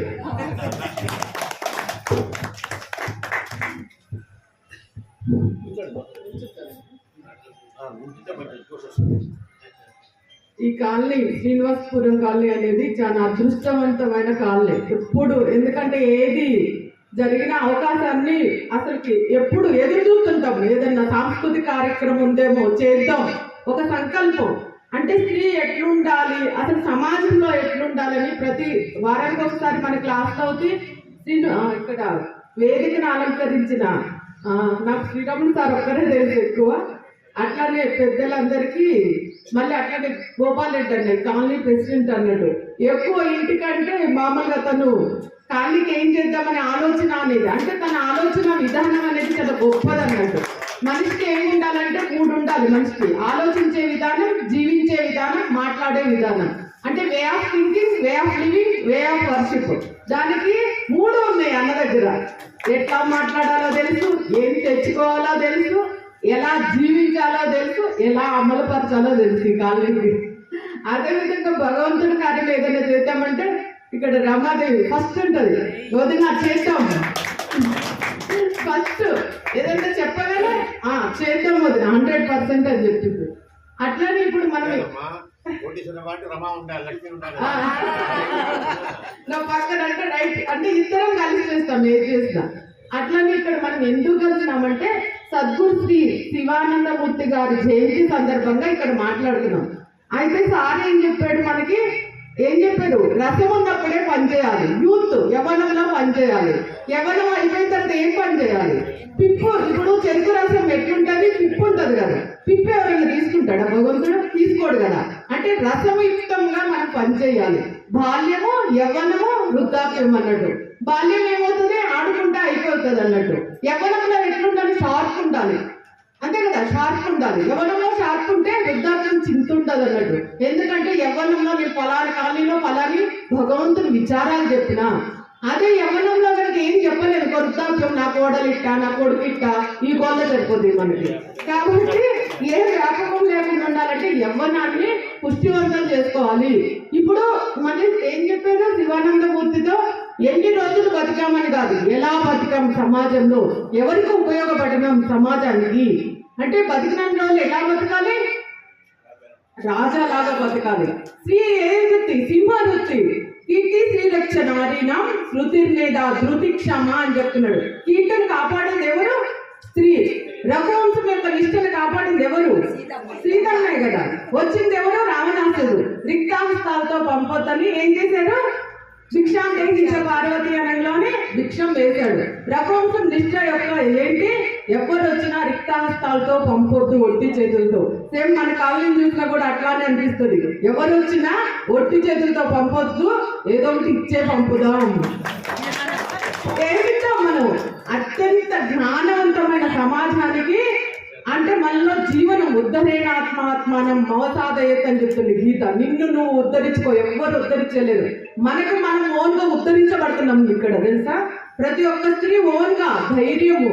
ఎట్లా వస్తుంది ధైర్యము? సీతమ్మలాగా మనం కూడా తయారవ్వాలి. అంటే మన కాలనీ ఎవరిని ఊరక పంపదు. ఏమిచ్చి పంపుతుంది? జ్ఞానం ఇచ్చి పంపుతుంది. అన్ని కాలనీలు కలుస్తున్నాయి, నాగార్జున, శ్రీనివాసపురం కాలనీ, అన్ని ఏ కాలనీ కలిసినా ఇక్కడికే వస్తుంది. ఎందుకంటే విచారహీనాంచ వికలాంగ. ఎక్కడైతే విచారాలు ఉన్నాయో వాళ్ళు నిజమైన సద్గుణాలని మన జీవనంలోకి తెచ్చుకోవాలి అని చెప్తుంది. కీర్తి శ్రీరక్ష నారీనాం శృతిర్మేధ ధృతిక్షమ. మేధ ఉంటుంది స్త్రీకి. మేధతో తన కుటుంబాన్ని సంపాదించుకుంటుంది. మేధ ఉండాలి కదా మనకి. స్త్రీకి నిజమైన అలంకారం ఏంటి? సిగ్గు నిజమైన అలంకారం. స్త్రీకి నిజమైనది ఏంటి? ఆమె ఇచ్చే మర్యాద. మనం ఎవరింటికన్నా వెళ్ళామనుకో, ఆ అక్క మర్యాద చేస్తుంది, కానీ ఆ అన్నయ్య పేరు వస్తుంది, ఫలానా గోపాల్ రెడ్డి అన్న వాళ్ళ ఇంటికి వెళ్తే మర్యాద జరిగింది. చేసింది ఎవరు? గీతాంటియే. కానీ మర్యాద ఎవరికి వస్తుంది? అన్నకు వస్తుంది. అంటే స్త్రీ ఏం చేస్తుంది? తన గుప్తంగా ఉండి ముందు తన భర్తని బయటికి తీసుకొస్తుంది. అంటే స్త్రీ ఎంత త్యాగమూర్తి. స్త్రీని ఏ విధంగా తీయాలి? స్త్రీ 4 పిల్లర్తో సమానం. ఒక్క పిల్లర్ కాదమ్మా స్త్రీ, 4 పిల్లర్లతో సమానం. స్త్రీ వ్యక్తిగా మారి తన కుటుంబానికి సేవ చేసి సమాజంలో బయటకు వస్తుందంటే సామాన్యమైన విషయం. ఇప్పుడు ఇంత టైంలో వచ్చినాం, ఎందుకు వచ్చినాం? మనకి సమాజం పట్ల గౌరవం ఉంది, కాలనీ పట్ల గౌరవం ఉంది. శ్రీరాములు సార్ ఏ విధంగా కష్టపడుతున్నాడు ఒకటే అనిపించింది. ఆయన అంటే ఏజ్ ఉంది, మనం చిన్నోళ్ళం, మనం చేయలేమా? ఆయన ఏజ్కి మనం రెస్పెక్ట్ ఇవ్వాలి. ఆయన ఏజ్ ఆయనకేమవుతున్నాం? ఆయన కూడా ఏసీ ఉంది, ఇల్లు ఉంది, మంచిగా వండుకోవచ్చు కదా. ఆయనకేమవుతున్నాం? మరి ఎందుకు తిరుగుతున్నాడు ఇక్కడ అంటే సమాజానికి ఏదో ఒకటి చెయ్యాలి, ఎందుకు మంచి విషయాలు చెప్పాలి సమాజంలో. నా వంతు నేను ప్రయత్నం చేయాలి, అంతిమ శ్వాస వరకు నేను చేయాలని. అలాంటి మహాపురుషులు కూడా మన కాలనీలో ఉండరు. ఏం చేయాలి, ఏం చేయాలి, ఒక తపన, ఇది చేస్తే మంచిది, అది చేస్తే మంచిది. ఎవరు ఇచ్చారు? ఎందుకంటే భగవంతుడే ఇచ్చాడు అన్నట్టు. అంతే కదా, మనం కూడా ఈశ్వరుడు ఉన్నాడే మాట్లాడగలుగుతాం. ఈశ్వరుడు లేకపోతే ఏమైనా మాట్లాడతామా? ఏమైతే 4 వస్తారు తీసుకెళ్తారు, ఏమంటారు? అబ్బబ్బ రాత్రి మాట్లాడింది అంటారు, అంతే కదా. కానీ ఈశ్వర శక్తి నేను నడిపిస్తుంది కాబట్టి నీకు విలువ. ఈశ్వర శక్తి లేకపోతే ఏమైనా విలువ ఉంటుందా? సమాజంలో ఏం విలువ ఉండదు. ఏమంటారు తెలుసా? పెద్ద గల్లీ లీడర్ అయినా ఎప్పుడు తీస్తారా అని అడుగుతామా లేదా? ఆకలి అవుతుంది, షుగర్ పేషెంట్లు అంటామా లేదా? కాబట్టి జీవుడు ఉన్నంత వరకు నువ్వు ఏదైనా చేయగలుగుతావు. నీలో ఈశ్వరుడు ఉన్నాడు కాబట్టి నిన్ను నడిపించి సతతం 24 గంటల లైఫ్ పార్ట్నర్ గా నీతో ఉన్నాడు కాబట్టి అలాంటి మహాపురుషుల సాంగత్యం. ఎవరి సాంగత్యంలో ఉండాలి మనం అంటే మహాపురుషుల సాంగత్యంలో ఉండాలి, సజ్జనుల సాంగత్యంలో ఉండాలి. దుర్జనుల సాంగత్యంలో ఉంటే ఏమవుతుంది? ఈ అక్క మీద ఆ యొక్క, ఆ యొక్క మీద ఈ అక్క, ఏమవుతుంది? దానివల్ల నీకు బాధ ఏముండదు అన్నట్టు. అదే సజ్జనుల సాంగత్యం చేయటం వల్ల నీ మనసు పుష్టివంతమై, నీ శరీరం పుష్టివంతమై, సమాజానికి ఒక స్త్రీ ఎట్లుండాలంటే ఆ విధంగా పని సాధనంగా మారి సమాజానికి పనిచేస్తుంది. మరి ఒక్క నిమిషం మాట్లాడతా, ఎక్కువ టైం లేదు. అసలుకి శివుడు ఆదిదేవుడు ఎందుకు అయ్యాడు? దేవతలకే దేవుడు, ఆదిదేవుడు, మహాదేవుడు అంటాం కదా. ఎందుకు అయ్యాడు? ఏది వచ్చినా ఆయన అందరు విష్ణువు ఏం చేశాడు? లక్ష్మీదేవి వచ్చిన తీసుకున్నాడు, అన్ని రత్నాలు వచ్చినాయి, అన్ని వాళ్ళు ఇల్లు పంచుకున్నారు, ఏది వచ్చినా కూడా అన్ని పంచుకున్నారు. కానీ ఆలాహనం వచ్చినప్పుడు ఏం చేశాడు? శివుడు కంఠంలో పెట్టుకున్నాడు. మనం కూడా ఏం చేయాలి? చెడు విచారాల్ని పొట్లో వేయద్దు, ఇటు పొక్కొద్దు, కంఠంలోనే పెట్టుకోవాలి, వినాలి, అంతేగాని ఎవరికి చెప్పొద్దు, కంఠంలో దాచుకోవాలన్నట్టు. అందుకే దేవతలకే దేవుడు, మహాదేవుడు, ఆదిదేవుడు అని పేరు వచ్చింది. నా విషయాలు రోజు ఇంటానే ఉంటారు, వారానికి ఒకసారి. కానీ ఇప్పుడు నాకు అవకాశం ఇచ్చినందుకు ఈ కాలనీ పెద్దలకి, అదేవిధంగా శ్రీరాములు సార్ గారికి, ఇక్కడ పెద్దోళ్ళు అంటే ఎవరి పేర్లో నాకు తెలియదు ఇక్కడ, శ్రీ అన్నమాచార్య ప్రభాకర్ రావు గారికి, మళ్ళీ ఇంకొకటి రంగాచార్య గారికి, ఇక్కడ యాక్టివ్ గా తిరుగుతుంటారు మూర్తి గారికి, అప్పారావు గారికి. ముఖ్యంగా నాకు మహిళల పక్షపాతం నేను అన్నట్టు. అన్నయ్యలు అంటారు మేము మీకు మైక్ ఇచ్చింది మళ్ళీ మహిళల పక్షపాతం అంటే లేదు. ఒక స్త్రీ ఎట్లుండాలంటే తేజవంతంగా మారాలి అన్నట్టు. ఎప్పుడు స్త్రీ ముందుంటే సమాజం ఎదిగిద్ది అన్నట్టు. కాబట్టి ఇలాంటి కార్యక్రమాలు ఎన్నో జరుపుకోవాలి. నాకు చాలా ఇష్టం ఈ కాలనీ అంటే. నాకు ఈ అవకాశం ఇచ్చిన పెద్దలకి చాలా థ్యాంక్స్. చెప్పావమ్మా, ఇది ఎలా ఉండాలో చెప్పావు.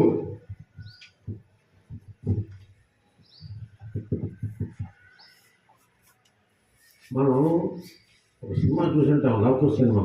అందులో ఒక పాట ఉంటుంది, రామన్న రాముడు కోదండ రాముడు. అందులో ఒక చరణం ఉంటుంది, నెల 3 వానలు కురిసేనురా కదా. నెలకి 3 వానలు ఎప్పుడు కురుస్తాయండి? ఎప్పుడు కురుస్తాయి? ఎందుకు కురుస్తాయి?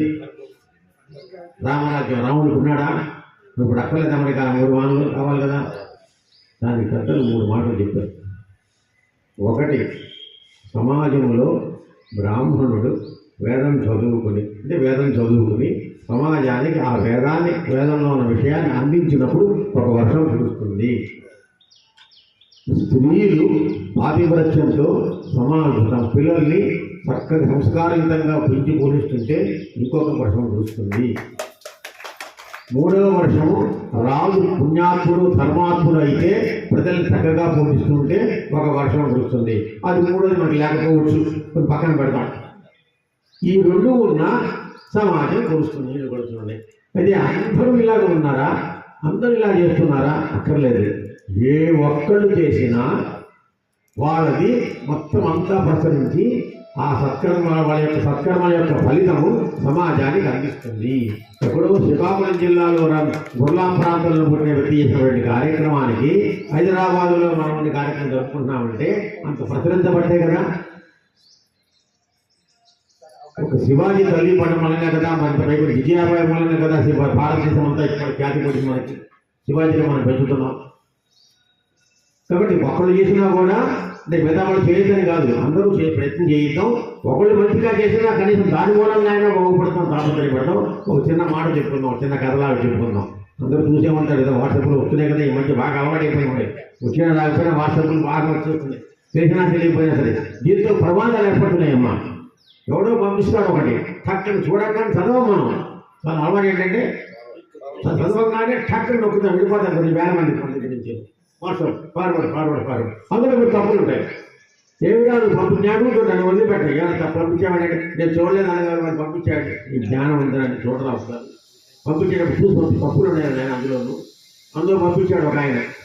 ఇదిగా ఒక చాలా మంది చూస్తుంటారు, మనకి వాక్యాలు తెలుసు కానీ శ్లోకాలు తెలియవు అని చెప్పి పెట్టుకుంటూ వచ్చి మనం ఎప్పుడు తెచ్చే కొన్ని చూసిన వాక్యాలు అని చెప్పి ఏవో కొన్ని వాక్యాలు రాసుకుంటూ అందులో వెంటనే ఒక వాక్యాలు రాశారు. వృత్తనాది పతివ్రత అని ఒక వాక్యం రాశారు. నేను వెంటనే వాడు పంపించాడు, వాడిని పట్టుకున్నాను. నీకు అర్థం ఏమిట్రా అన్న. అది పంపించాడు. బుద్ధి లేకపోతారా, తప్పురా. వృత్తనాది పతివ్రత నువ్వు అందరినీ అవమానం చేస్తున్నావా? నీ తల్లిని కూతురు అవమానం చేస్తున్నావా? అక్కడ ఉండవలసింది ఏముండాలి? వృద్ధ వేశ్యా పతివ్రత అని ఉండాలి. అంటే పూర్వకాలంలో ఇంత తప్పులు చేసినప్పటికీ కూడా వయసు మళ్ళిన తర్వాత ధర్మబంధాలు సాగిస్తుంటారు కాబట్టి అప్పుడు చిరతరంలో చేసిన అసలు కాకని పెద్దవాళ్ళు అయిన తర్వాత బుర్ర ఉంచు తప్పైపోయి చెప్పి చాలా పతిపక్షంగా మాట్లాడతారు. అది వృద్ధ నారీ సరిపోతుంది, వృద్ధ వేశ్యాలు సరిపోతుంది. వృద్ధ నారీ అందరూ నారీగా అంటే వాళ్ళు కాదు, ఉత్తములు గోత్కృష్ణులు. కాబట్టి తప్పు ఇది, ఎవరు చెప్పినా తప్పే. కాబట్టి వృద్ధనారీ పతివ్రత అనుకోవడం ఆయన నువ్వు వృద్ధ వేశ్యా పతివ్రత. పూర్వకాలంలో ఇలా ఉండేది, ఇప్పుడు పాతివ్రతం వచ్చింది. ఉదాహరణ కొన్ని చెప్తే మనం చెప్పుకోవచ్చు. కనుక అలాగా ఇలా మనం తెలియకుండా మనం వర్క్ చేసుకుంటాం సామాన్యంగా. కనుక అలాంటి కాకుండా మనం చూసుకుంటుండాలని చెప్పి ఒక చిన్న మాట చెప్పి పూర్తి చేస్తాను. అక్కడ ఒక 70 మందితో ఒక పెద్ద బస్సు వెళ్తుంది. చిన్న బస్సు కాదు, పెద్ద బస్సు ప్రయాణం చేసుకుంటే కొంత దూరం వెళ్ళగానే ఆ బస్సుకు ఒక విధమైన చిన్న అపఘాతం వచ్చింది, ఏదో చిన్న అడ్డం వచ్చింది, ప్రమాదం. ఆ ప్రమాదం నుంచి తప్పుకున్నారు. మళ్ళీ ఇంకో కొంచెం దూరం వెళ్ళాలి, మళ్ళీ ప్రమాదం వచ్చింది. మళ్ళీ ఇంకో దూరం వెళ్ళాలి, ఇంకో ప్రమాదం వచ్చింది. అప్పుడు డ్రైవర్ బస్సు ఆపేస్తే వీళ్ళందరూ కూర్చుని కబుర్లు చెప్తున్నారు, మాట్లాడుతున్నారు. ఎందుకు ఇన్నిసార్లు మనకి ప్రమాదం వస్తుంది అనగానే ఒక ఆయన ఎవడో కూర్చొని ఎవడో మనలో పాపిశ్వాసం ఉన్నారా, పాపం చేసిన వాడు ఉన్నారా, వాడి మూలంగా మనకి ఇలా వస్తుంది అంటున్నారు. ఎలా తెలుస్తుంది పాపం చేసిన వాడని చెప్పి? పాపం చేసిన వాడిని ఎవరన్నా అంటే ఒప్పుకుంటారా? నేను పాపం చేసిన ఒప్పుకుంటారా? ఒప్పుకోం. అయితే ఎలా తప్పుతుంది? మనము పాపం చేసిన వాడిని పక్కకు తోసేస్తే మన బస్సు నిరాకరణ. ఎవరిని పక్కకు తోయాలి? దానికి అందరూ కూర్చొని నిర్ణయం మాకు ఆలోచన చేశారు. బస్సు ఆలోచన చేసి ఇక్కడికి ఆ చెట్టు దాకా ఒక చెట్టు ఉన్నారు. ఒక్కొక్కరిని వెళ్ళి మీరు ఆ చెట్టు ముట్టుకుంటారు రా అన్నారు. ఒక్కొక్కరిని అంటే పాపం చేసినట్టయితే బయటికి రాగానే చనిపోతారు. పాపం చేశాడు కదా, మా అందరి మూలంగా నువ్వు నీ పాపాలు కూడా మేము బయటకు వచ్చినాయి. కాబట్టి పాపం చేసిన వాడు పాపం పోవాలి అంటే మన దూరం వెళ్ళి ఆ చెట్టు ముట్టుకుని వచ్చేస్తే వాడు బాగా జాగ్రత్తగా వస్తే వాడు పుణ్యాత్ముడు. వాడికి ఏదైనా అయితే పాపాత్ముడు పక్కన పెడతా మనం చెప్పతా ఉంటారు. అలా ఒక్కొక్కళ్ళు 70 మంది బయలుదేరారు. డ్రైవర్ని నిర్ణయించారు. డ్రైవర్ పాపం చేస్తే తీసుకెళ్ళాల్సిన వాడే కదా, వాడే మాట్లాడతారు. కొన్ని ఉద్దేశం మనం చూద్దాం ఉంటున్నారు. 70 మంది ఒక్కొక్కళ్ళు వెళ్తున్నారు, ముట్టుకుంటున్నారు, వస్తున్నారు. దర్జాగా ఇప్పుడు వెళ్ళేటప్పుడు భయం పెడుతున్నాడు వాడు.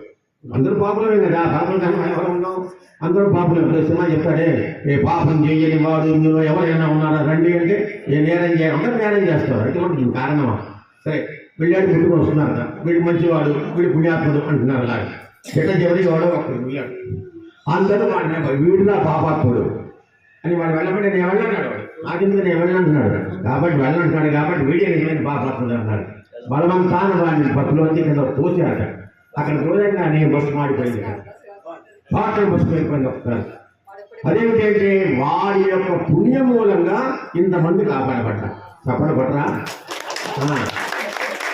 వాడి యొక్క పుణ్యం మూలంగా ఇంతమంది కాపాడబడ్డారు ఇక్కడ. అంటే ఏ ఒక్కరిని పుణ్యం చేసినా, ఏ ఒక్క కాలనీ, ఒక శ్రీనివాస గారి కాలనీ పుణ్యం పని చేసినా మొత్తం హైదరాబాద్ కూడా కనిపిస్తుంది ఆ పుణ్యం మనకి. కాబట్టి మనం కూడా మనందరూ ఉండి ఆ పని చేసే ప్రయత్నం చేయాలి. శ్రీరాములు గారు వస్తున్నారు ముందుకి, మూర్తి గారు వస్తున్నారు, రామరెడ్డి గారు వస్తున్నారు, వాళ్ళందరితో పాటు మనం వెళదామని తపన మీరు వచ్చింది. మరి పెద్దవాళ్ళే చెప్పి మనం చిన్నవాళ్ళని చేయమని చెప్పి మంచి మాట. అక్కడ ఇంకో మాట అనుకోవాలి, ఇంకొక మాట కలుపుకోమ్మా. నేను చేయకపోతే ఎవరు చేస్తారు అని కలుపుకో. అది అదే మాట అనుకుంటున్నాను. నేను చెప్పేది ఏంటంటే శ్రీరాములు గారే చేస్తున్నారు కానీ మనం చేయకపోతే ఎలాగానే ఉన్నాం, దాని ఆనందం. కానీ మనందరం ఏమో కావాలి, ఈ పని నేను చేయకపోతే ఎవడు చేస్తాడు? లలితాశాస్త్రం నేను తప్పితే ఎవరు చదువుతాడు? వచ్చి ఒక ముస్లిం చదువుతాడా, ఒక క్రిస్టియన్ చదువుతాడా? చదువు కదా, నేనే చదవాలి. నా బాధ్యతది. నా పిల్లల్ని ఎవరు బాగు చేస్తారు? నేను బాగు చేసుకోవాలి. నా సంతానం ఎవరు బాగు చేస్తారు?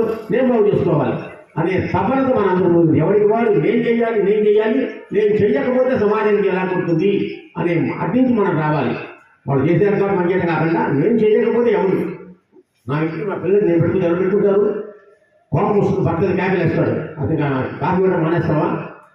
తన వెళ్ళి మా కాఫీ కూడా ఇచ్చేస్తాడు. ఎందుకంటే నువ్వు ఇవ్వకపోతే ఆయన అయిపోతాడు, భయపడతాడు, బాధపడతాడు. కనుక ఆ ఆత్మను ఉండాలని కోరుకుంటూ చక్కని సమయానికి ఏర్పాటు చేశారు. మరి తర్వాత వంద చేస్తారు, వారు మాట్లాడిన తర్వాత దానికి అంత పూర్తి చేస్తారు. శుభం కోరుకుంటారు.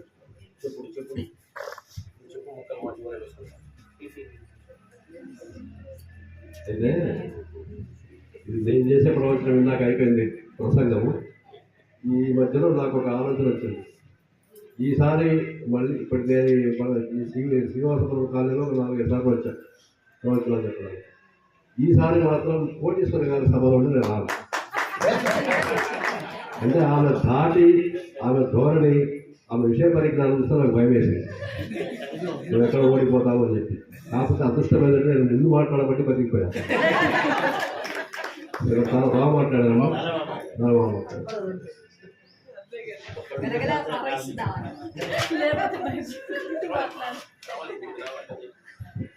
ఇక మేడం గారు మాట్లాడారు, మా వాళ్ళందరూ కూడా చాలా ఆవిడ వాగ్దాటికి ప్రసన్నులయ్యారు.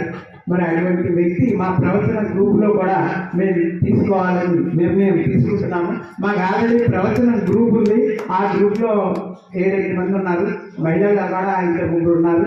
మీరు కూడా మాతో పాటు జాయిన్ అయ్యి మీకున్న జ్ఞానాన్ని మాతో పాటుగా మరికొంతమందికి అందించి మమ్మల్ని వాళ్ళని మరింత చైతన్యవంతులు చేయాలని కోరుకుంటూ మరి ఈనాటి ఈ కార్యక్రమాన్ని ముగించే ముందుగా ఈనాటి మన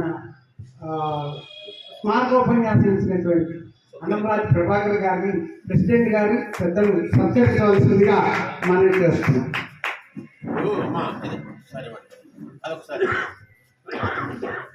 ప్రవచనం చెప్పేందుకు నాకేం వస్తుంది, నేనేం చదువుకున్నా నక్కర్లేదు. మీకున్న పరిజ్ఞానంతో సమాజాన్ని ఏ విధంగా బాగు చేయాలి, స్త్రీలు ఏమన్నా తెలుసాలి అని తెలుసాలి. అది ప్రవచనం. ప్రవచనం ప్రత్యేకంగా ఏం లేదు, పుస్తకాలు చదవక్కర్లేదు, పురాణాలు చదవక్కర్లేదు. మీ అనుభవం ప్రకారంగా ఏ విధంగా ఉంటే బాగుంటుందో ఆ విధాలు మనకి అదే సమాజానికి ప్రయోగించే కార్యక్రమం. ఎవరు మొత్తం చదువుకోవాలా అని సమాజానికి ప్రయోగించారు. అది చాలు. శుభం భవతు.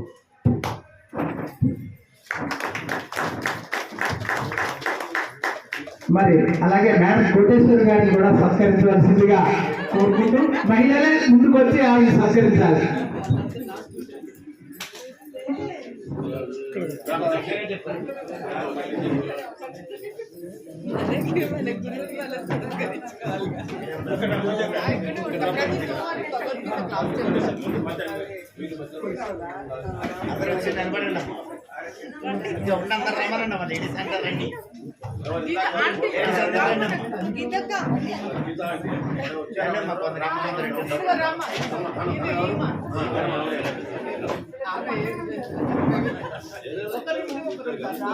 తొందరగా కానీ వాళ్ళమ్మా, మనకి ఇంకా మీదే ఎంత పారాయణ ఉంది. ఇది కూడా కొందరు లేవండి.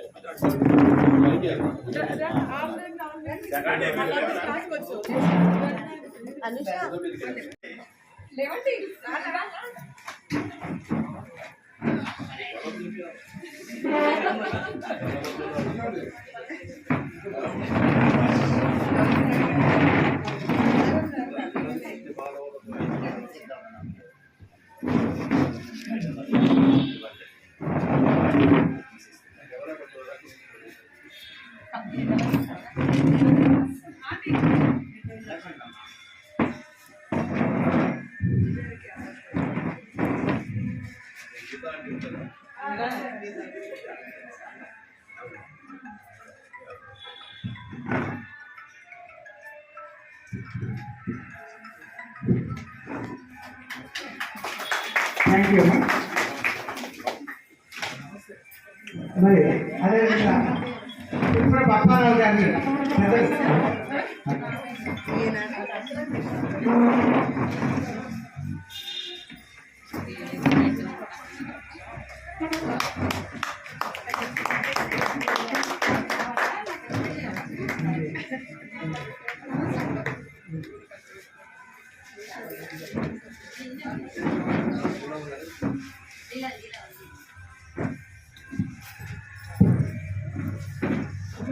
తదుపరి మాకు ఇంత అవకాశాన్ని ఇచ్చి వేదికనిచ్చి సహాయ సహకారాలు అందించి ప్రోత్సహిస్తున్నటువంటి కాలనీ అధ్యక్షులు శ్రీ గోపాల్ రెడ్డి గారిని సన్మానించవలసిందిగా చర్చలను కోరుకుంటున్నాం.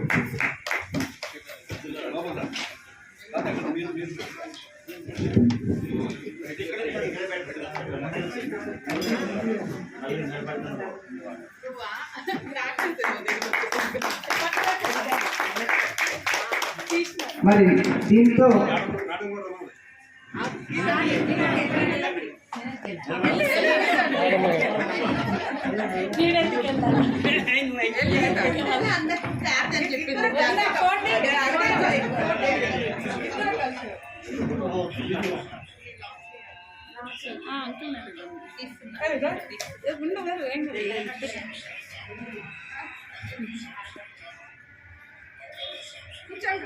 మనం ఈ ప్రోగ్రామ్ 3 భాగాలుగా పెట్టుకున్నాము. ఒకటి క్యాలెండర్ ఆవిష్కరణ, ఒకటి శివానంద మూర్తి గారి జయంతి, తదుపరి లలితా పారాయణ.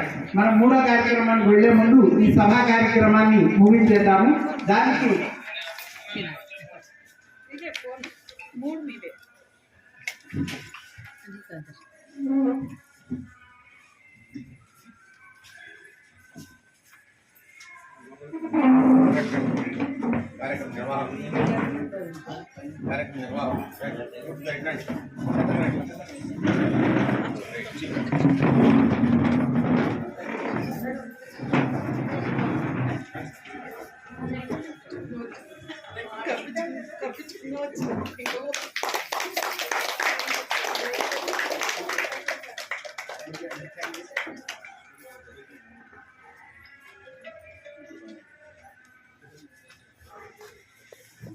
ఈ సభ కార్యక్రమం ముగించడానికి మరి ఓట్ ఆఫ్ థ్యాంక్స్ మరి వారి అభిప్రాయం తెలపవలసిందిగా మా సభ్యులు శాసనసభ్యులు గారిని వేదిక మీదకి ఆహ్వానిస్తున్నారు.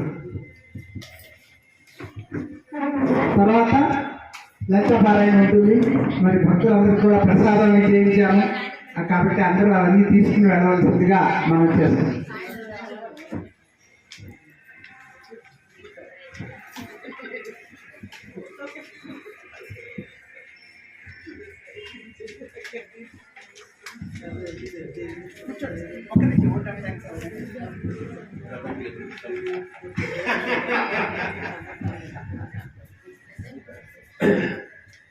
మూర్తి గారు ఓట్ ఆఫ్ థ్యాంక్స్ చెప్పాలనుకుంటారు, కానీ ముందు ఏదన్నా శివానందమూర్తి గారి గురించి ఏదైనా ఒక 2 వాక్యాలు మీరు కూడా మాట్లాడితే బాగుంటుంది అని చెప్పారు మొదట్లో. దానివల్ల నేను భయపడ్డా, ఎందుకంటే రంగాచార్య గారు వస్తున్నారు, మా ప్రభాకర్ రావు గారు ఉంటారు, 2 అయితే నేను మాట్లాడటం అయితే సరే అయినా ఇప్పుడు సాహసం చేస్తాను. సరే, శివానందమూర్తి గారి జీవిత విశేషాలని, వారి యొక్క వివిధ దశలు, వారి జీవితంలో వారు ఎలాగా సమాజానికి మార్గదర్శనం చేశారు అనేది ప్రభాకర్ రావు గారు తెలియజేశారు. మనందరికీ తెలిసిందే, వారి మార్గనిర్దేశనం చేసిన వాళ్ళలో అనేక మంది పెద్ద పెద్ద గవర్నమెంట్ అధికారులు, బ్యూరోక్రాట్స్ కూడా ఉండేవారు. వారు కొన్ని ప్రసంగాలు అప్పారావు గారు చెప్పినట్లు ఫార్చునేట్ గా, అదృష్టవశాత్తు మనకి వాళ్ళ యూట్యూబ్లో కూడా లభిస్తున్నాయి. పూర్వకాలం పెద్ద పెద్ద వాళ్ళు చెప్పినవి ఆ అవకాశం లేదు ఇప్పుడు, కానీ అదృష్టవశాత్తు ఆయన ఈ సాంకేతికత పెరిగిన యుగంలో కూడా ఉండటం అనేది మన అదృష్టం. కొన్ని ప్రసంగాలు యూట్యూబ్లో లభిస్తున్నాయి. కొన్ని చారిత్రాత్మక అంశాలు, తర్వాత పర్యాటక జిజ్ఞాసను ప్రోత్సహించే దశలో వారు 2-3 సూచనలు చేశారు. అవి మాత్రం నేను ప్రస్తావించి ఓట్ ఆఫ్ థ్యాంక్స్ చెప్తాను. వారు ఉర్లాం సంస్థానంలో జన్మించారని చెప్పారు కాబట్టి వారికి ప్రస్తుత ప్రాంతమైన ఒరిస్సా దాని యొక్క చరిత్ర గురించి చాలా అవగాహన. ఉత్కళ దేశంగా ప్రసిద్ధి చెందిన ఒరిస్సాలో వారు అనేది ఏంటంటే శిల్పకళ అక్కడ చాలా గొప్పగా ఉండేది. పూర్వం అనేక వందల సంవత్సరాల క్రితం ఆ ప్రాంతం నుంచి వాణిజ్య రంగంలో వర్తకం చేయడానికి అక్కడి నుంచి అనేక మంది ఇండోనేషియా, కాంబోడియా లాంటి దేశాలు, థాయిలాండ్ లాంటి దేశాలు వెళ్ళారు ప్రయాణం చేసి. ఓడల్లో అనేక నెలలు, 6 నెలలు 7 నెలలు ప్రయాణం చేసి మరీ వెళ్ళి అక్కడ ఉండి వర్తకం చేసుకునేవాళ్ళు. ఆ టైంలో వాళ్ళకి అవసరమైనటువంటి పంచాంగానికి సంబంధించిన అనేక విషయాలు, ముహూర్తం పెట్టడం, వాళ్ళకి ఏమైనా శుభకార్యం, వాళ్ళు అక్కడే ఉంటారు కాబట్టి వాళ్ళకి ఏం జరిగినా, వాళ్ళు ఏదైనా పూజ చేసుకోవాలన్నా, వాళ్ళు ఏదైనా పండగ చేసుకోవాలన్నా కూడా వారికి ఒక పురోహితుడు అవసరం ఉండేది. అందువల్ల కొంతకాలం తర్వాత ఇక్కడి నుంచి వాళ్ళ పురోహితులు కూడా వాళ్ళ ఓడల్లో తీసుకెళ్లేవాళ్ళు. తర్వాత మనకి ఇక్కడున్న సాంప్రదాయాలకు అనుగుణంగా గో క్షీరము అవసరమైంది. అందుకని కొన్నాళ్ళ తర్వాత 100 కొద్ది ఆవులను కూడా తీసుకెళ్ళారు ఓడలు. అలాగా ఇక్కడి యొక్క సంస్కృతిని వాళ్ళు ప్రస్తుతమైనటువంటి మన సౌత్ ఈస్ట్ ఏషియా కంట్రీస్, మనం ఇప్పటికి కూడా కాంబోడియా లాంటి చోట పెద్ద పెద్ద టెంపుల్స్ బయటపడ్డాయని త్రవ్వకాల్లో అవన్నీ ఎలా వచ్చినాయి అనేది వారు చెప్తూ అక్కడ వాళ్ళు కొంతకాలం తర్వాత గుళ్ళు గోపురాలు కూడా ఏర్పాటు చేసుకున్నారు. అక్కడ ఉండే శిల్పకళ చాలా మంది అనుకోవడం ఏంటంటే దక్షిణ దేశం నుంచి తర్వాత కాలంలో కూడా వెళ్ళారు. ఆ దక్షిణ దేశం శిల్పకళ అనుకుంటారు కానీ ఉత్తర దేశం యొక్క శిల్పకళ అక్కడ ఉన్న గుడులే గోపురాల యొక్క దీని మీద కనిపిస్తుంది ప్రస్ఫుటంగా. ముఖ్యంగా బాలి ప్రాంతంలో, ఇండోనేషియాలో, తర్వాత కాంబోడియాలో ఇది బాగా కనిపిస్తుంది. ఉత్తర దేశం శిల్ప విద్యకు ప్రసిద్ధిగాంచిన ప్రాంతం అని వారు చెప్పారు. తర్వాత కాలంలో దక్షిణ దేశం నుంచి, ముఖ్యంగా ద్రవిడ దేశం నుంచి వెళ్ళారు. వాళ్ళ యొక్క సంస్కృతి మనకి సింగపూర్లోను, మలేషియాలో, తదితర దేశాల్లో ఇప్పటికీ కనిపిస్తుంది. ఇది ఒకటి వారు చెప్పిన విశేషం. మనం అనేక హిస్టరీ టెక్స్ట్ బుక్స్లో, చరిత్రకి సంబంధించిన పుస్తకాల్లో ఇది కనుగొనలేదు.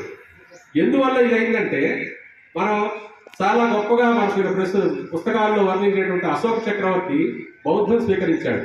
స్వీకరించక ముందు అతను ఒక యుద్ధోన్మాది అని చెప్పచ్చు. అతను యుద్ధం చేసి అనేక మందిని చంపేశాడు, అనేక రాజ్యాలు జయించాడు. అటువంటి యుద్ధాల్లో ఉత్కళ దేశం నాశనం అయిపోయింది. ఆ నాశనం అవడంతో ఆ ఉత్కళ దేశం యొక్క శిల్పకళ, దాని యొక్క చారిత్రాత్మక ప్రత్యేకతలు కనుమరుగైంది. ఆ తర్వాత సరే మన యొక్క లౌకిక రాజ్యం, ఇటువంటి కుహనా లౌకికవాదంలో అవన్నీ మరుగైపోయినాయి కానీ అవి ఈ రోజు కూడా ఎవరికి తెలియదు. ఇది వారు ప్రత్యేకంగా ఉటంకించారు. ఇంకొకటి వారు ఎప్పుడు చెప్పేది, వారి జీవితకాలంలో సుమారు 70కి పైగా పర్యటన చేశారు, యాత్రలు గ్రూప్గా. మన మూర్తి గారు ఆర్గనైజ్ చేస్తున్నారు. ఆ టైంలోనే వారు 70 మంది 100 మందిని అలా తీసుకొని ప్రత్యేకమైనటువంటి యాత్రలు చేసేవారు. వారు చెప్పింది ఏంటంటే ఈశాన్య భారతంలో ప్రస్తుతం ఉన్న అరుణాచల్ ప్రదేశ్ అటువంటి ప్రాంతాలకు కూడా వారు వెళ్ళటం జరిగింది. వారు ఇప్పుడు అనేది సామాన్యులాగా ట్రావెల్ చేయాలి. ఏదో యాత్ర అనుకొని మామూలుగా వెళ్ళిపోతే కుదరదు. సామాన్యుడిగా ఉండి అక్కడ ప్రజలతో మమేకం అయ్యేట్టు, సామాన్య ప్రజల యొక్క స్థితిగతులు తెలుసుకోవాలంటే అలాగే ఉండేట్టుగానే ప్రయాణం చేయాలి. పెద్ద పెద్ద స్టార్ హోటల్స్లోను, ఫ్లైట్స్లోను వెళ్ళి చూసి రావచ్చు. కానీ అక్కడ యొక్క సంస్కృతి, ఆ ప్రజల జీవన విధానం అనేది మనకు తెలియదు. వారు అరుణాచల్ ప్రదేశ్ అలా సందర్శించడం జరిగింది. అక్కడ సుమారు 25కి పైగా రకరకాలైనటువంటి తెగలు ఉన్నాయి. వైశాల్యం రీత్యా చూస్తే అది చాలా మన ఉభయ తెలుగు రాష్ట్రాలు కలిసినంత వైశాల్యం ఉంటుంది అరుణాచల్ ప్రదేశ్. కానీ అంతా కొండలు గుట్టలు ఉండటం వల్ల అక్కడ జనాభా కేవలం 11-12 లక్షలు మాత్రమే. వాటిల్లోనే ఈ వివిధ రకమైన గిరిజన తెగలు ఉన్నాయి. అందులో కొన్ని తెగలు కేవలం సూర్యచంద్రుడిని పూజిస్తారు, ఇంకే దేవతల్ని పూజించారు.